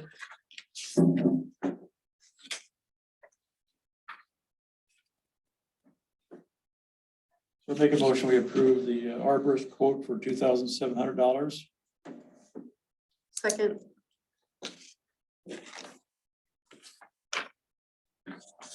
Kane, is that something that'll be done relatively soon? Within the month. Okay. All right. All those, any other comments? All those in favor, signify by saying aye. aye. Aye. Next item is reference to Gary's comment regarding the street light. Kane talked to People's Cooperative. They've put a transformer in, it's a one-time fee. And depending on the wattage of the light, it's $13 to $20 a month. So I have one question on that. Mhm.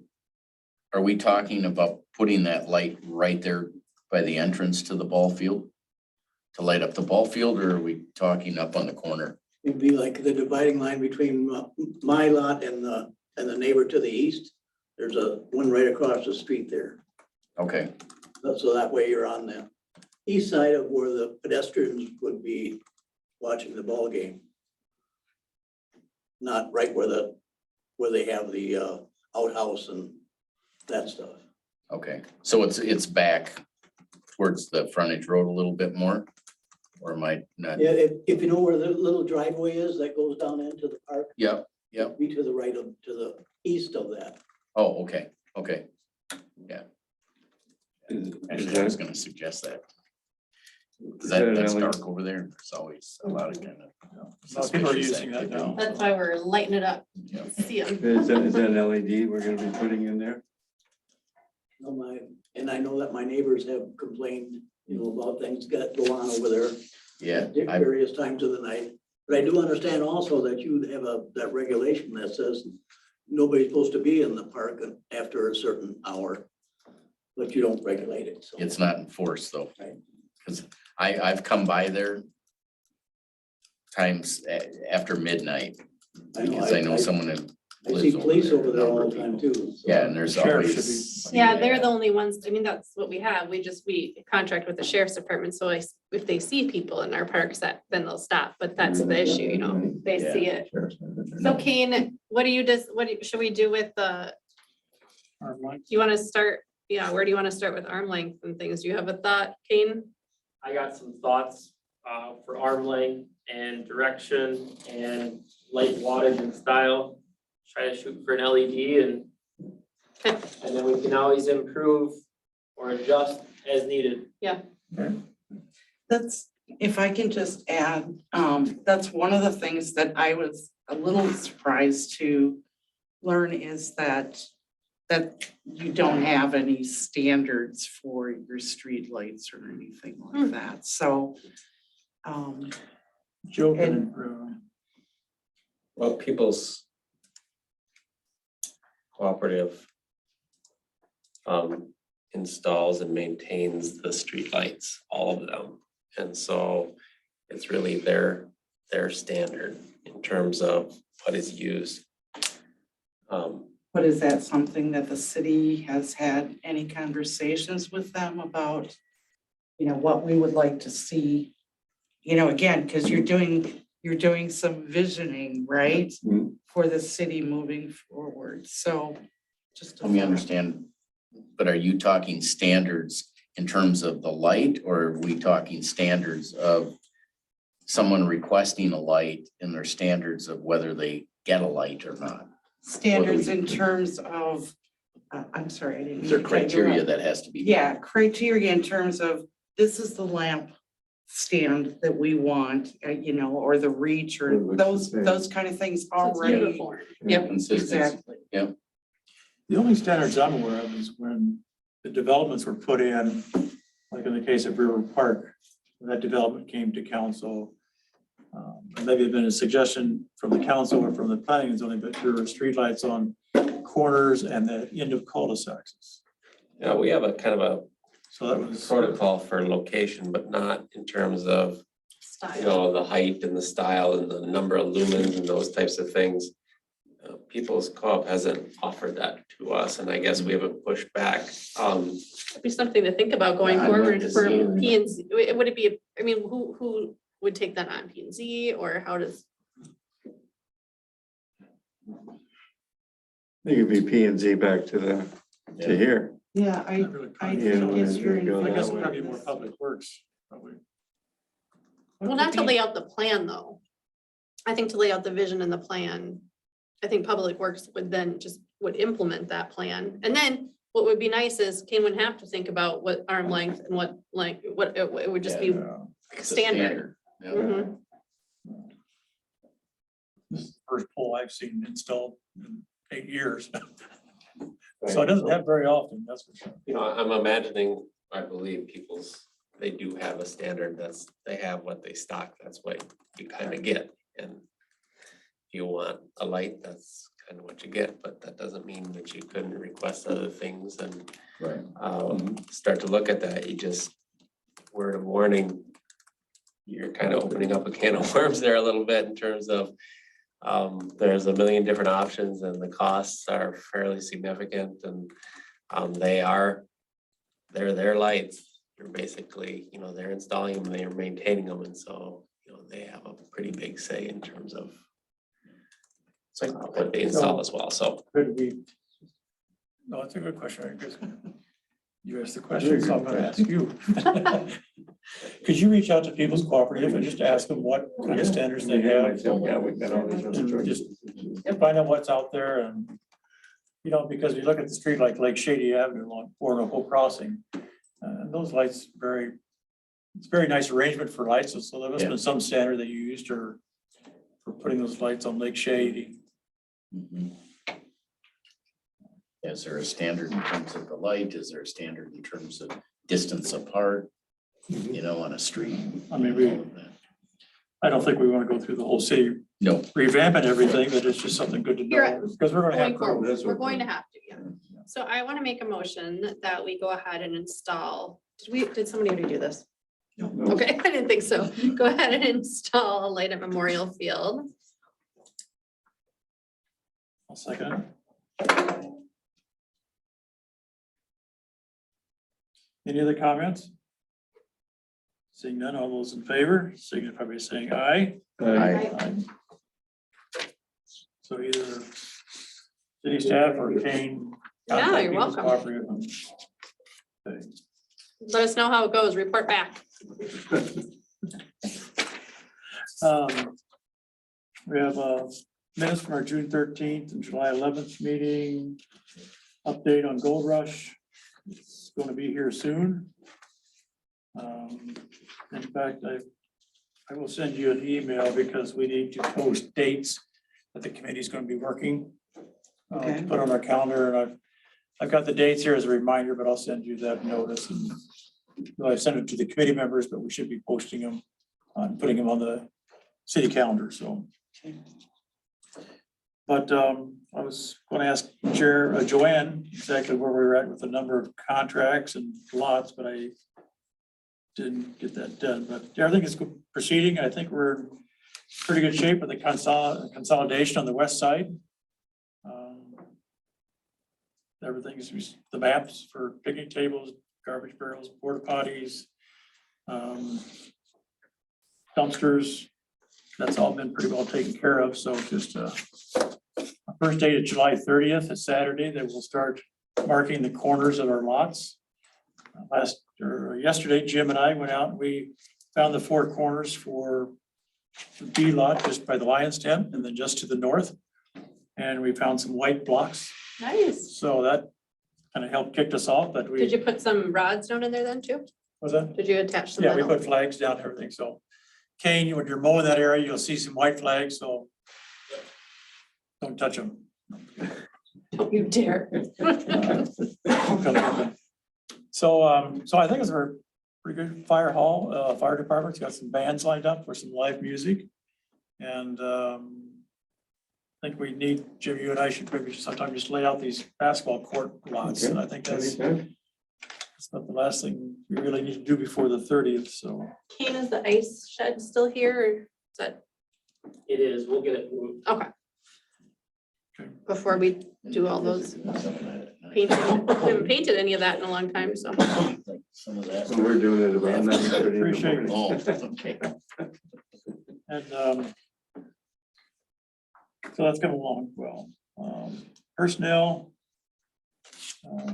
Talked about or asking discussion about staff hours leading up to Gold Rush days on Thursday and Friday, the 18th and 19th. 18th is a Thursday. Friday, I think that's a given. The office is closed just because of all the traffic and difficult to park and everything. And the question is about Thursday. We have vendors coming in that morning at 11 o'clock. And if there's the two things I think are happening on Thursday is finishing up the food permit list and any late gathering permits from the neighbors that want to do parking that they haven't come in for. In the past, we've given out some gathering permits at the info booth. If this is closed on the late Thursday afternoon or after The lunch. food permits should all be done. We just have to hand out the certificates because Right. they have to be turned into the county way before. So when they start coming in, I can also reach out to them and say, when you drop off your truck, stop by and pick them up too. How long before do they have to turn their stuff into the county? The food vendors, because we have one vendor that she has not been able to get a hold of. Usually more than a month. Usually he wants at least 2 weeks out. There's a food vendor she hasn't been able to get a hold of, and so I say release it. So we were, as a suggestion for that Thursday morning, the vendors start rolling in 11.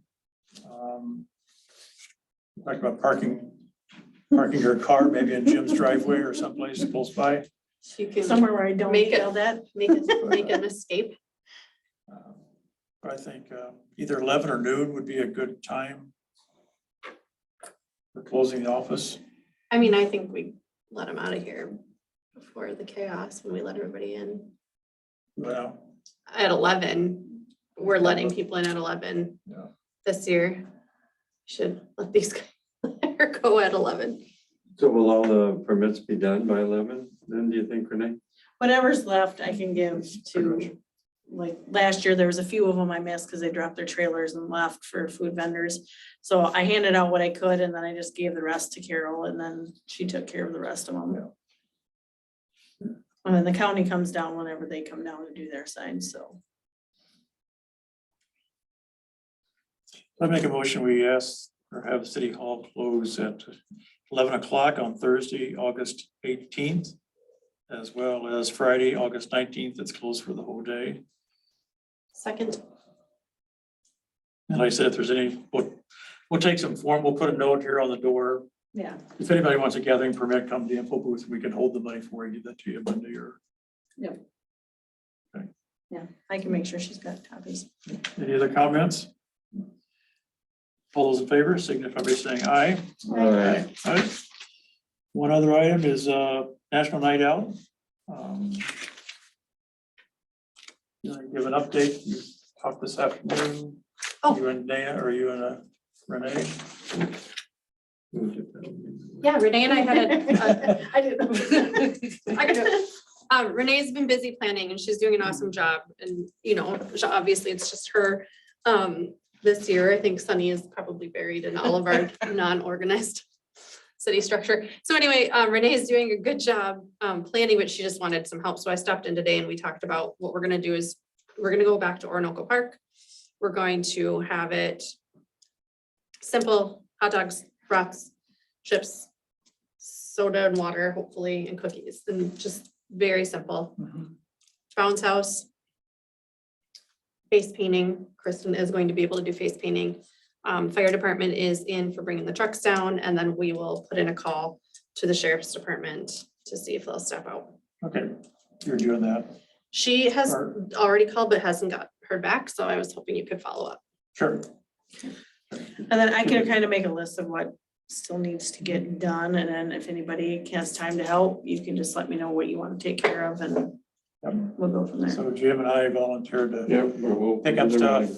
It might pick up or whatever we need, and we can use that for transporting water. It's a whole bunch of water in the kitchen. Yes, yes. I don't know how much, if we'll need more or not. Public Works will be helping with the grill and the tank, ice, picking tables. The one, So what are the hours? What did you say? that's the, actually, I was just gonna say that. So in the past, it had been 4 to 8, but what would everybody think about cutting that to 5 to 8? 5 is when food starts being served anyway. I think you guys would be there, we'd all be there setting up, or, you know, and getting ready, but then have people trickle in at 5 to 8 is plenty, I think. So that's what Renee and I were hoping. I will share that with Andrew, the bounce house, make sure that's okay with him. I think it should be. And then I made a poster and some social media stuff for her to share, and we'll hang them up at, you know, post office around town. Okay. So we should also let the Presbyterian Church know, because they had a booth, The Presbyterian Church did, okay, I didn't know if they did.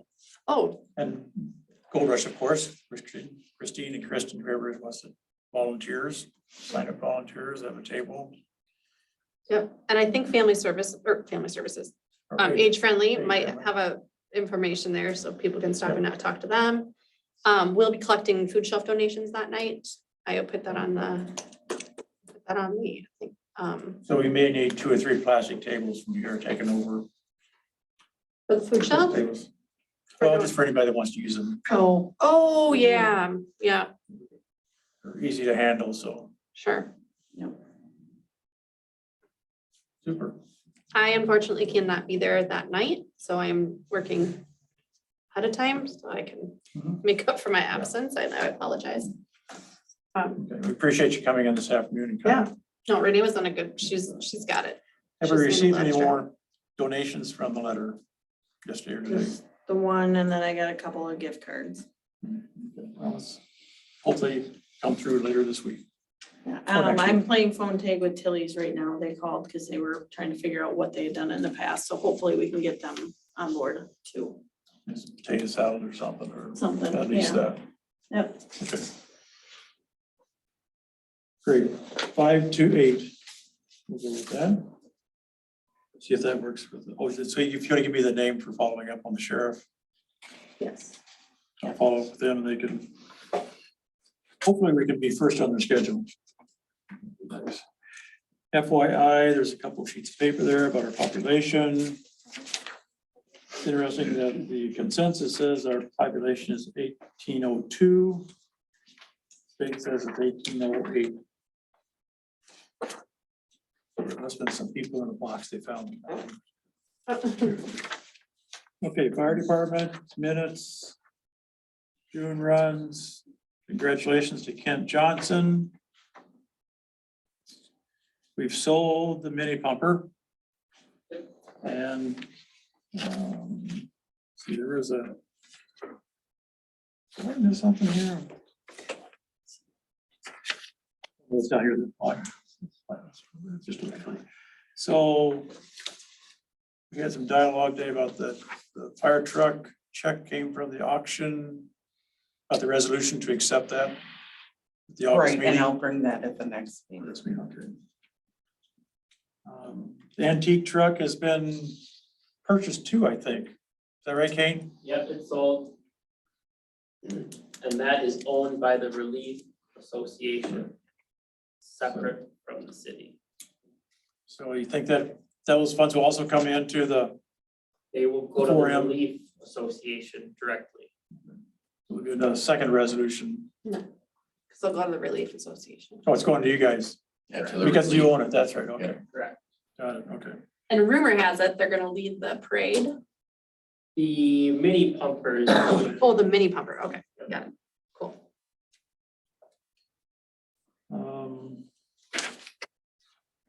Number 6, a request. If you look at the CIP equipment fund.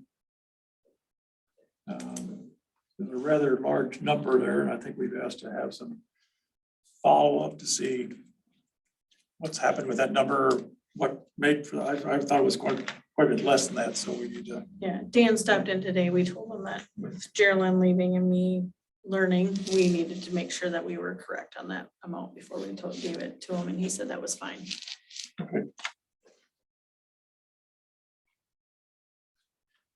A follow-up action item. Yep. Number 6.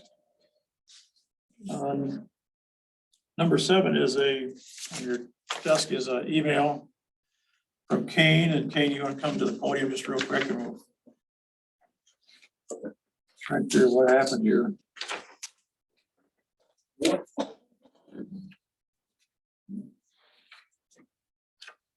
What do you have? The letter you sent. Well, Sonny sent it, if you may want it. Oh, yeah. Sorry. I didn't see it on my agenda. So this is for the generator at the fire hall. Last week, we noticed the generator was running during the day, and that should never be. Diagnosed it, there is a transfer switch that is faulty. Called the company that installed it. They're out of business. But they did recommend a factory authorized representative to work on it, Hunt Electric. I contacted them and they will install a new transfer switch for a total of $12,500. So that's a target fire department R&M. We could use some EOC funds, fire department funds, Okay. first responder funds. I guess it's all kind of related. If there's an emergency, weather or power outage, having those 3 departments being able to run 24/7. Okay. Right now, the generator will not run. I can turn it on automatically and transfer power. That's me doing it, not an automatic transfer switch, so. So in the future, if the power goes out, this thing just turns on, transfers power, and you don't skip a beat. So What's the time frame for installation? Well, that's one thing to consider. We'll see once we order parts, once we move forward with them. The reason for asking is that, the session here, were you on the line with People's Cooperative about having some brownouts potentially?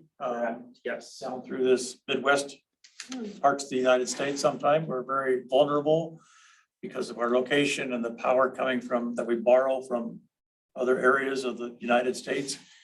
And so what people do is that when there's a brownout alarm that does happen, one thing they do is raise the garage, or raise the doors in the fire department. Because without the generator, there's no electricity, they can't raise the garage doors. So we may, if it does happen, we'll be getting these alerts, timeframes from People's Energy Cooperative, and we'll be making sure we post on the city website, Facebook, and whatever it takes to get it out there, that they're gonna happen, and for how long, hopefully. So that's why I asked the question of how soon it's gonna be installed, but Soon, I anticipate, there's always the shortage of parts or wait times, so. is it a big thing, small thing, or? Not too bad. One thing they are gonna do is install a additional breaker. Right now, we don't have that capability. So if we wanted to actually test our generator, we'd have to have the utility company, Peoples, come out and take power away from the building. And that would be an actual, like a staged event, right? You try that.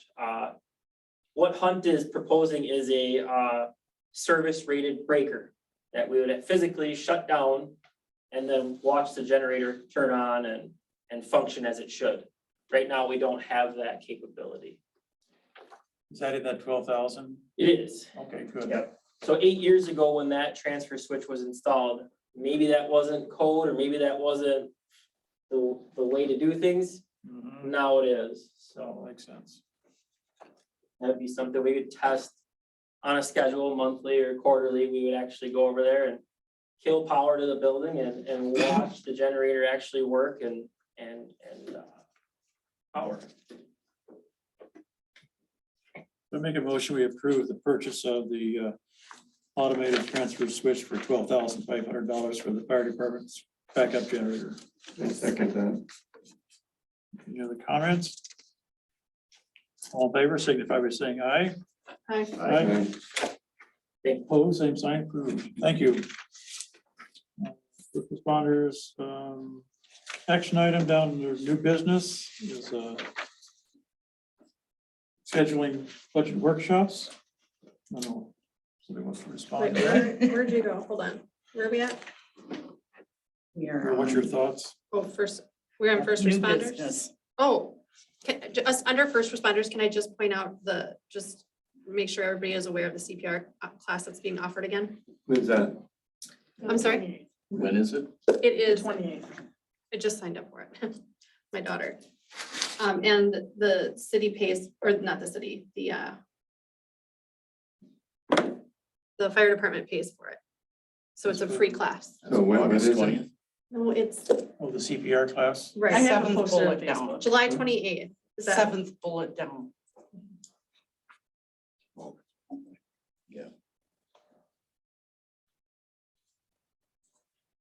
so just wanted to make sure everybody was aware of that. July 28th. Correct? Yep. And you just have to What email them. If you go onto the city's Facebook page, but you can email them and get put on the list. You have to pre-register. You can't just show up. What time? 6:30, it looks like.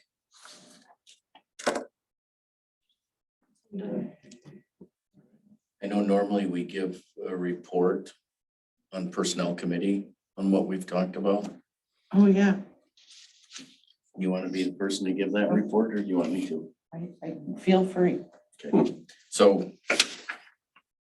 we didn't get to a whole lot, but we talked about a lot. Talked about surveillance cameras, the fact that our cameras aren't working. And Sunny, you can probably give a better update on that. I know we talked about out here. And didn't we talk about the shop too? Yes. And potentially spreading into the other facilities, Right. wastewater treatment plant, the water tower, so that as, from a risk management standpoint, you're expanding your protection on your assets. So Renee is collecting some bids on that. We'll start out small, but we want to make sure that we have the capacity to expand as we grow. Because I think, for example, the keypad on the door is, Depending on what it is. yeah. And it's Temperamental. it's mature and, yeah, and sometimes temperamental, and we have, we don't have the capacity to, if an employee or two leaves, they've still got a code, right? So we don't have the capacity with this or ability to just delete that code. So we kind of are looking at, like the badge system or a fob or, Where you can and- take that card back. Right. Yeah. Or Or deactivate it. Yeah, in case you lose it or. Yeah, and if they want to keep it, as a memento or something, we can certainly deactivate and stuff. So just those kind of things as we're heading into budget discussions. We want to make sure that we're planning ahead too, from our department. as No well. battery operation. Although we could look Hardware. into this new generator, right? Yep. Other things we talked about is standard operating hours for City Hall and having Public Works mirror those standard hours. And I guess we're gonna leave it up to Kane to decide when, but the idea was that Kane's department could stagger where someone, and we're not saying everybody has to stay till 4, just so they can have coverage for that extra half hour from 3:30 to 4, just to mirror City Hall. It was something that Sunny had brought up and we all talked about and didn't see that there was any hardship with doing that. And we know there's still gonna be emergencies that are gonna be outside of those hours. And one of the other things that we talked about that we just want to put on the radar and start planning, and this is, I think where Joe would really come in, is we think now's probably the time to start planning for the extra staff that we're going to need and how does that look? So, are there statistics that we can look at that say, okay, from the time water and sewer normally comes into a city, what does that equal? What does that infrastructure equal in terms of staffing? And is there a percentage of growth that we can count on, or, kind of thumb to the wind it and understand what does that equal in terms of staffing needs? Because we can see we're gonna need more staff out to the treatment facility. We're gonna need staff that will, for Kane's people, there's gonna have to be some staff that will pick up here, downtown for out there. And we also started talking about training. So when training happens, how are we going to do training? Because we don't want all of Kane's staff to leave and go to training in one day or 3 days or however many days that training is going to take. So the idea there was to start to think about what that looks like. So we don't have all staff going at the same time. And how much training are we going to need? And then overall budget, starting to plan what that you know, prospectively what that budget might look like in terms of how many people. So there's a lot of implications with water and sewer, we're assuming.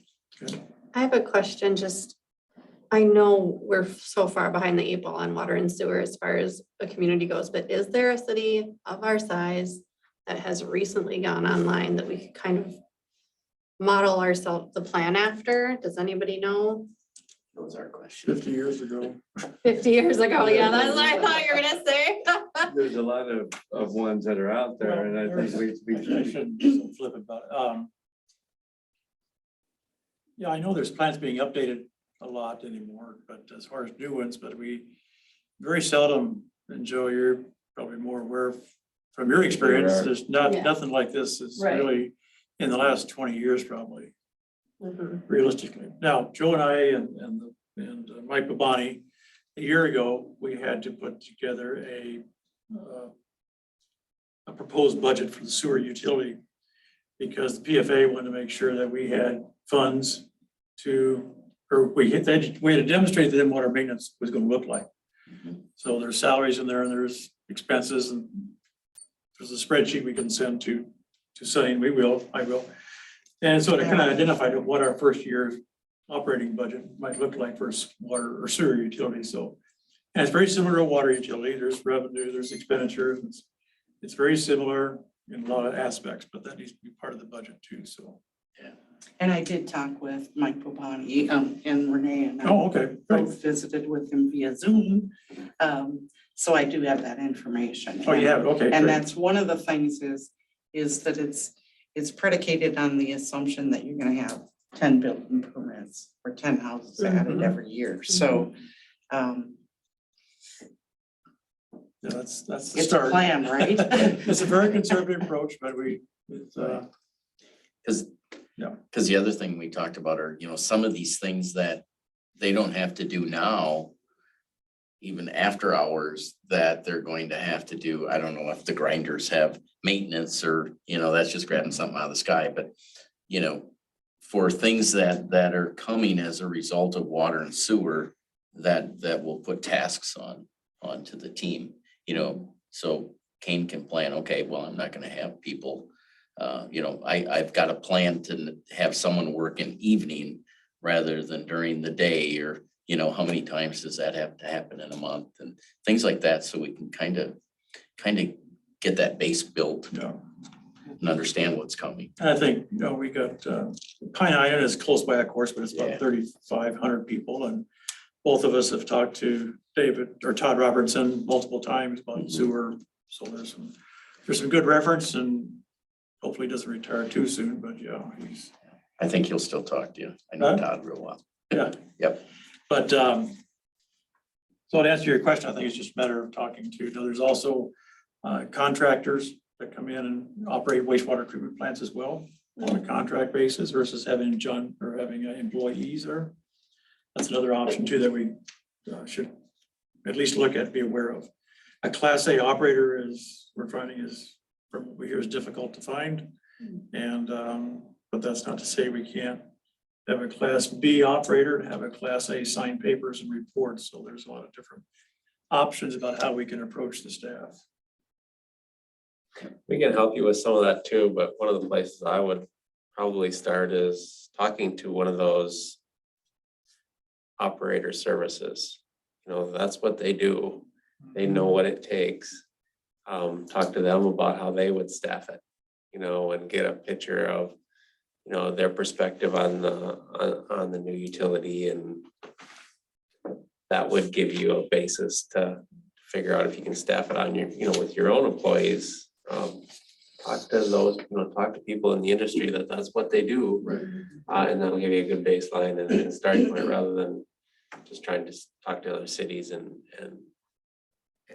get a sense of that. There's value to that, but I would approach it talking to those services first and having them propose what and how they would approach the situation, and then, you know, take from that what you will, and plan from there. That there's gonna be value to that approach.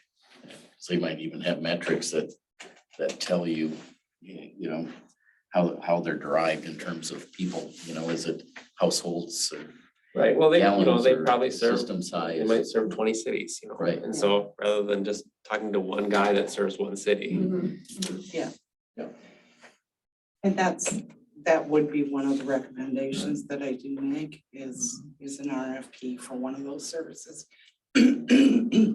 Excuse me, for likely the first 3, I would say if we can get a 3-year contract that includes requiring them to train our people and ramp us up, because at this point, we just don't have the staffing capacity to do that.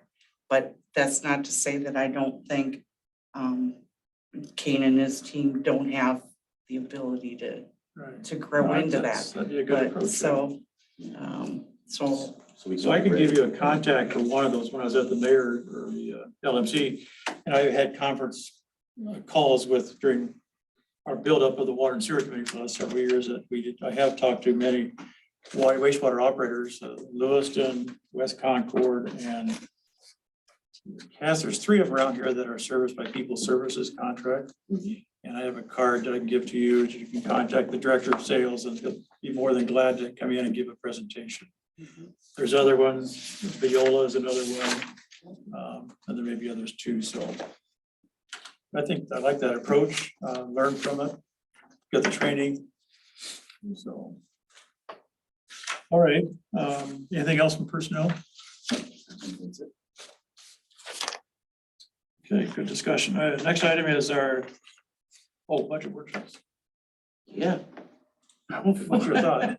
Yeah, so my thought is we need to chop, get going on the budget. And so I would like to schedule at least one, say 2 weeks from now, if that would work. Is there a night that works better for? I haven't quite gotten all of the schedule of Orinoco's many meetings. Wednesdays tend to be off nights. But if it's the first week in August, That's National Night Out. right, it might not be that Tuesday, but it could be the rest of the week. I don't think, do we have meetings the rest of the week? Do you guys have meetings? When's P and Z? That's the The second. 4th, That would be the 11th. a Thursday night. Oh. Yeah, it's the 11th.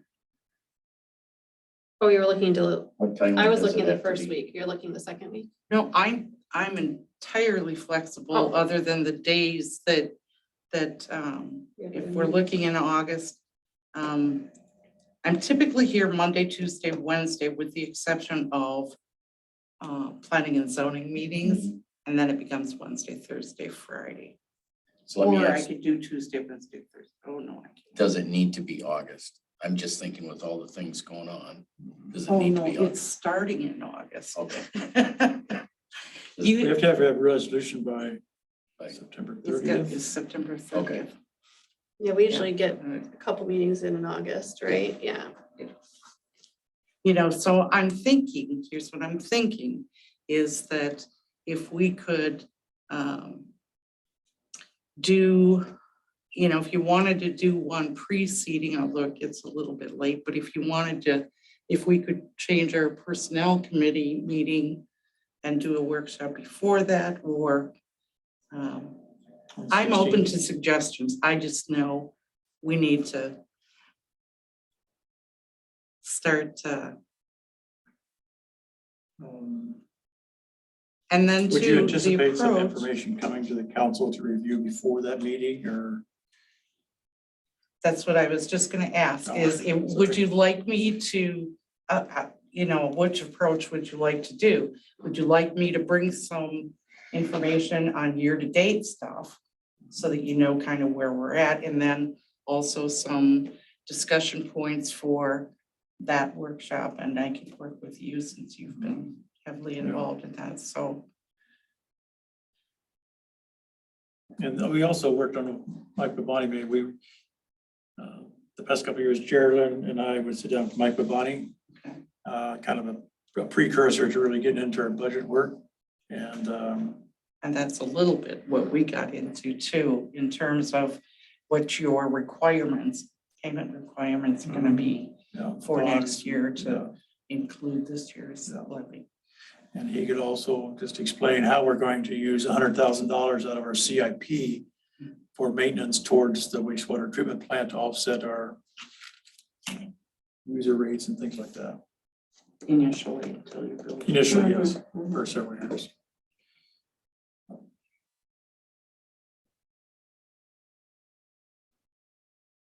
I guess I like the 16th, an hour before, hour and a half before. On the 16th.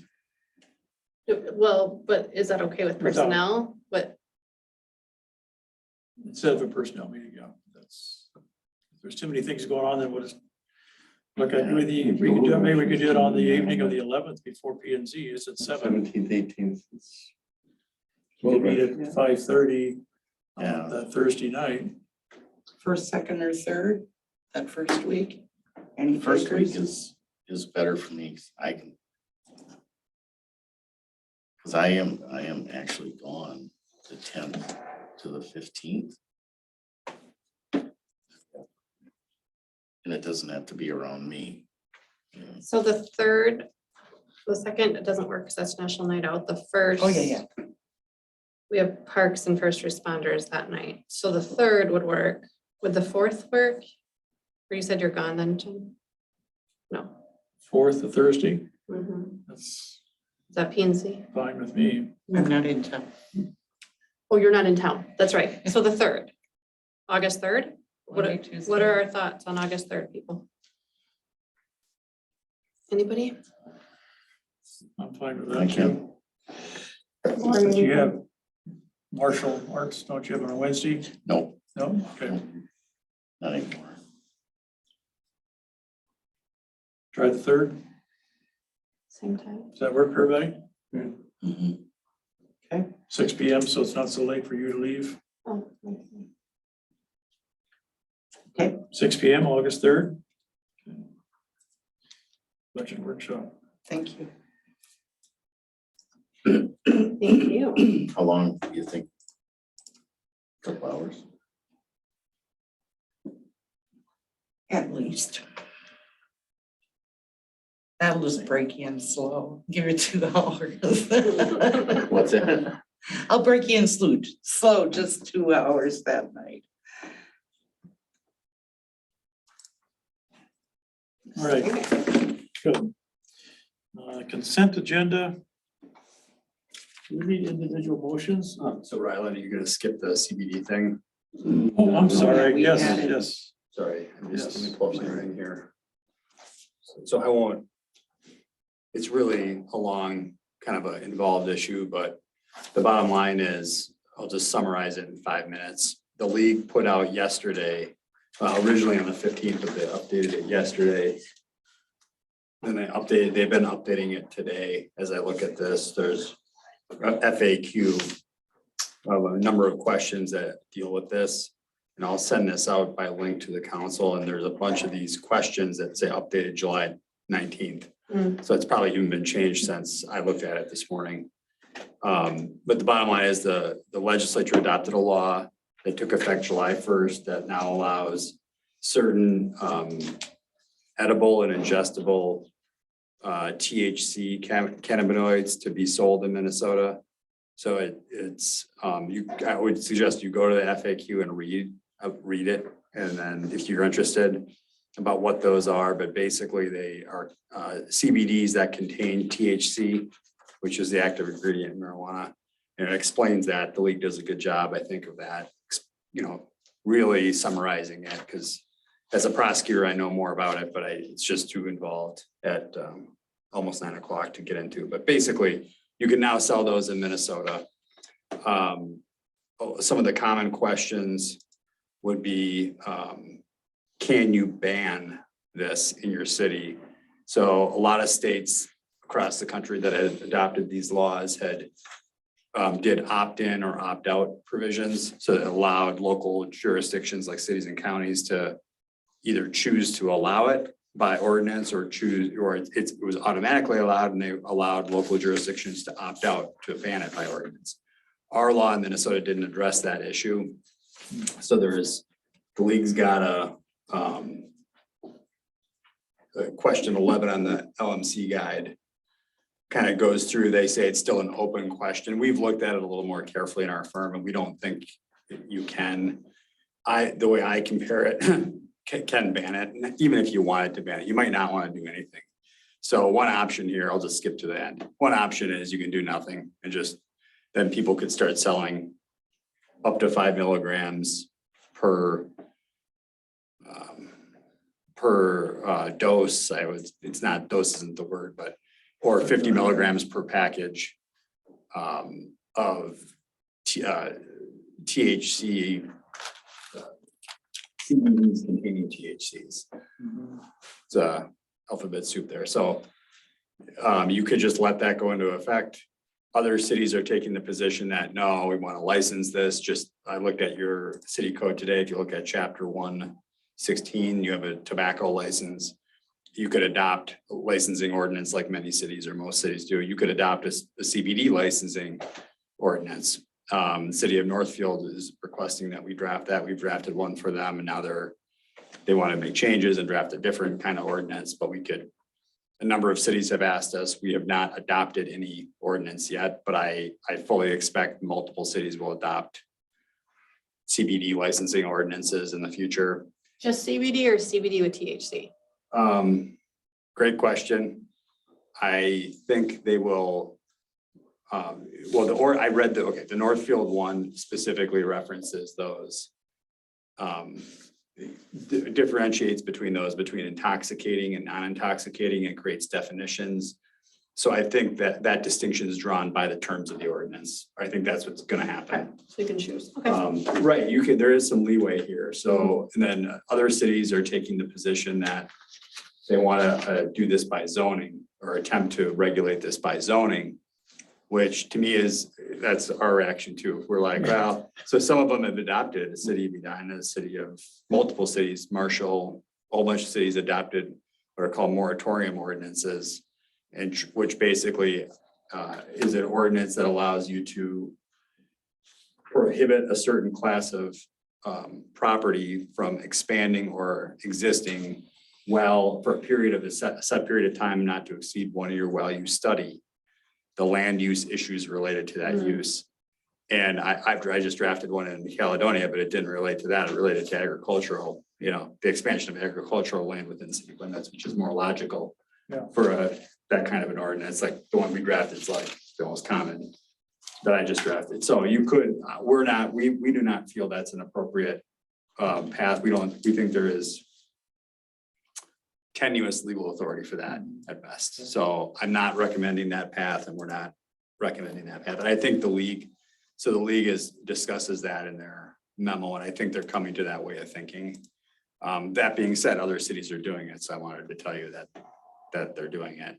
But this is a classic sort of licensing ordinance, and you could adopt zoning regulations just like you normally do. You could just define CBD ordinance businesses and say they're only allowed in certain zoning jurisdictions. And as long as you have a jurisdiction where they're allowed, that probably would be legally enforceable. That's been litigated in the adult use context, strip clubs context, cutting right to it.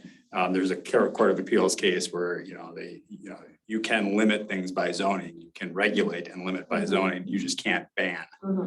And so it gets complicated, but I think that's too early. I think that's enough for tonight because we're not going to act on this tonight. So I think the path, Sonny asked me to make a presentation. So there were cities that right away wanted to get in there and regulate this immediately, like before businesses start opening, et cetera. Other cities have not asked me. I represent a lot of cities. I've been asked by multiple. I've been not asked by multiple. So there you go. You're not going to adopt anything tonight. I think maybe one way, it's up to Sonny, but I could send out this FAQ, people could read it, peruse it. And then And it's also on the LMC site too. Yeah, I'll just send a link out, but yeah. But yes, you can just Google CBD, League of Minnesota Cities. It's the first one that pops up. It's not hard to find. And they're updating it. I mean, so I went to a city attorney training, Greater Minnesota Cities has a attorney group. And it was about some other topic, but this came up at the end of the meeting for about 20 minutes and there was some spirited discussion. I mean, you know, two lawyers can disagree about the extent of this law and how to regulate it. But the bottom line is you could, for example, you could regulate it by saying no self-service or no vending machines. Like you have that ordinance period for your tobacco. I just read it since 116.07 self-service sales and 0.06 vending machines, and it just prohibits those. So you could adopt that, for example. And there's a lot of other regulations you could impose, just to give you a few ideas. So that's enough for tonight. I think just be aware, this is, if you don't do anything, people can start selling those without licenses and without regulation beyond what the state regulates. Maybe you want to do something, maybe you don't. But so I think the path forward is I'll send this out, or I'll send it to Sunny. She can send it out maybe. Sure. And then if people want to discuss it, we could put it on another agenda. If people don't want to discuss it and don't care, we don't have to put it on another agenda. Fair enough? Does that sound okay? And it may be something, correct me if I'm wrong, but the planning and zoning commission may wanna yay or nay or. Well, I think it's more of a city issue. And then if they want to make it a planning and zoning issue, if they want to say, we want to limit this to just commercial districts and nowhere else in town. Like, Okay. for example, if you have a R3, I don't know what R districts you have, but if you have like an R2 or an R3 that allows as a conditional use commercial sales, you might say to yourself, you know what, I don't want that around houses, schools. You don't have any schools in town, but you know, Yet. et cetera. Yeah, there you go. We have an old school. Yeah, yeah. Right. So what is, I've been coming here a long, long time. What's that room up the stairs on the right?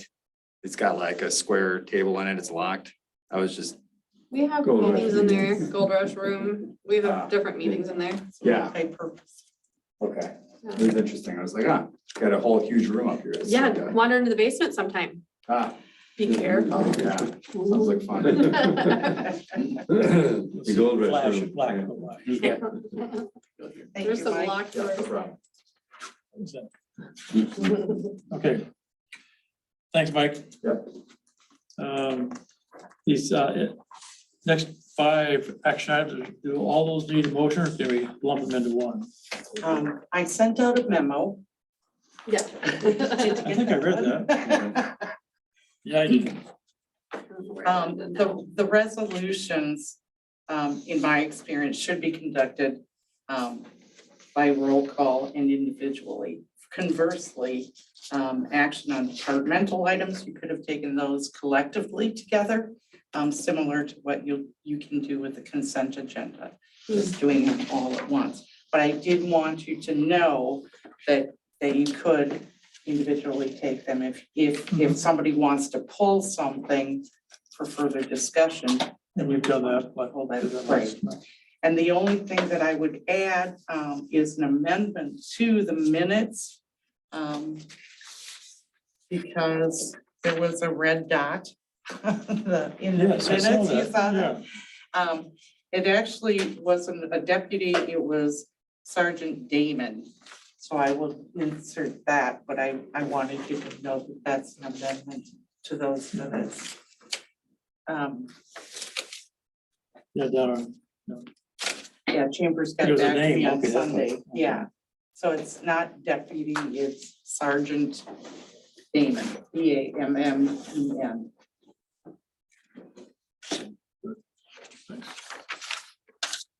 With this motion, make a motion to approve consent agenda. As amended, As as amended. amended for, as with the minutes amendment. Second.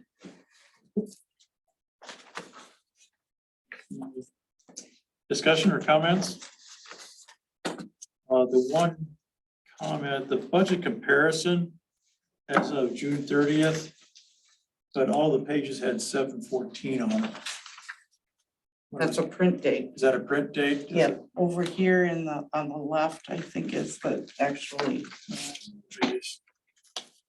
Yes, as of 6:30. Thank you. Yeah. Yep, to the top of the page on the budget comparison. Thanks. And are you comfortable with that report? I- It's more than you've ever gotten, right? It Or is, it's not nice. ever, And but- then I also would, I would like to figure out something for individual committees going forward, which we've talked about, so Yeah. that'd be awesome. Is that a revenue expenditure report or is that too detailed for council? We've Not, had in the past. not budget. council, just a budget, just the, you know, I guess the working budget of the committee. I don't know if that's possible. Well, I don't know that the departmental budgets. You can speak to this more, Right. but were the committees tasked with developing their budgets and then you brought them all together for the collective? And put into City, to the yeah. main budget. And that was, I used the, what they call a revenue expenditure report. Okay. And that's been in some of our previous packets. And basically, it's a line item, it has your budget and year to date. As of end of July, then I use that as a projection for the next August, September, October, November, for the next 6 months, just kind of say, we're about 50% of the year. How does that look for the remaining budget? And just kind of eyeballed it, and that's how we come up with that, so. But that was the best report. It really tells you if you're over budget, under budget at a particular date of the year, and it's about as close as you could. It covers all the line items. Basically, the sheet that you have here with by expenditures by where it says total, all of those are broken down into revenue and expenditures for each one of those line items. Which page is that again? I wrote notes on some of them, I should- this one. And to be honest with you, the bond funds, we never looked at in our budget process because they're kind of a standalone mandatory payments. They're not really budgeted influence, they're not tax levied. So we didn't look at those, Okay. except for the water fund and the capital improvement fund. If you like, we could have some other Yeah. conversations and Yeah. make the meeting last longer. but yours- Yeah, the other report I got was the budget comparison. Is this maybe what you were looking at? Well, that's, Similar? yeah, I mean, that's all these line items, yeah, that's, yeah. Okay. Year to date compared to the budget, what's left. So, see my note, we started you with a summary. And then if you want detail, happy to give it to you. Okay. So we'll meet on the, Yeah. this is Third. helpful. Okay. any other comments about consent? All those in favor, signify by saying aye. I, Right. Pose same sign.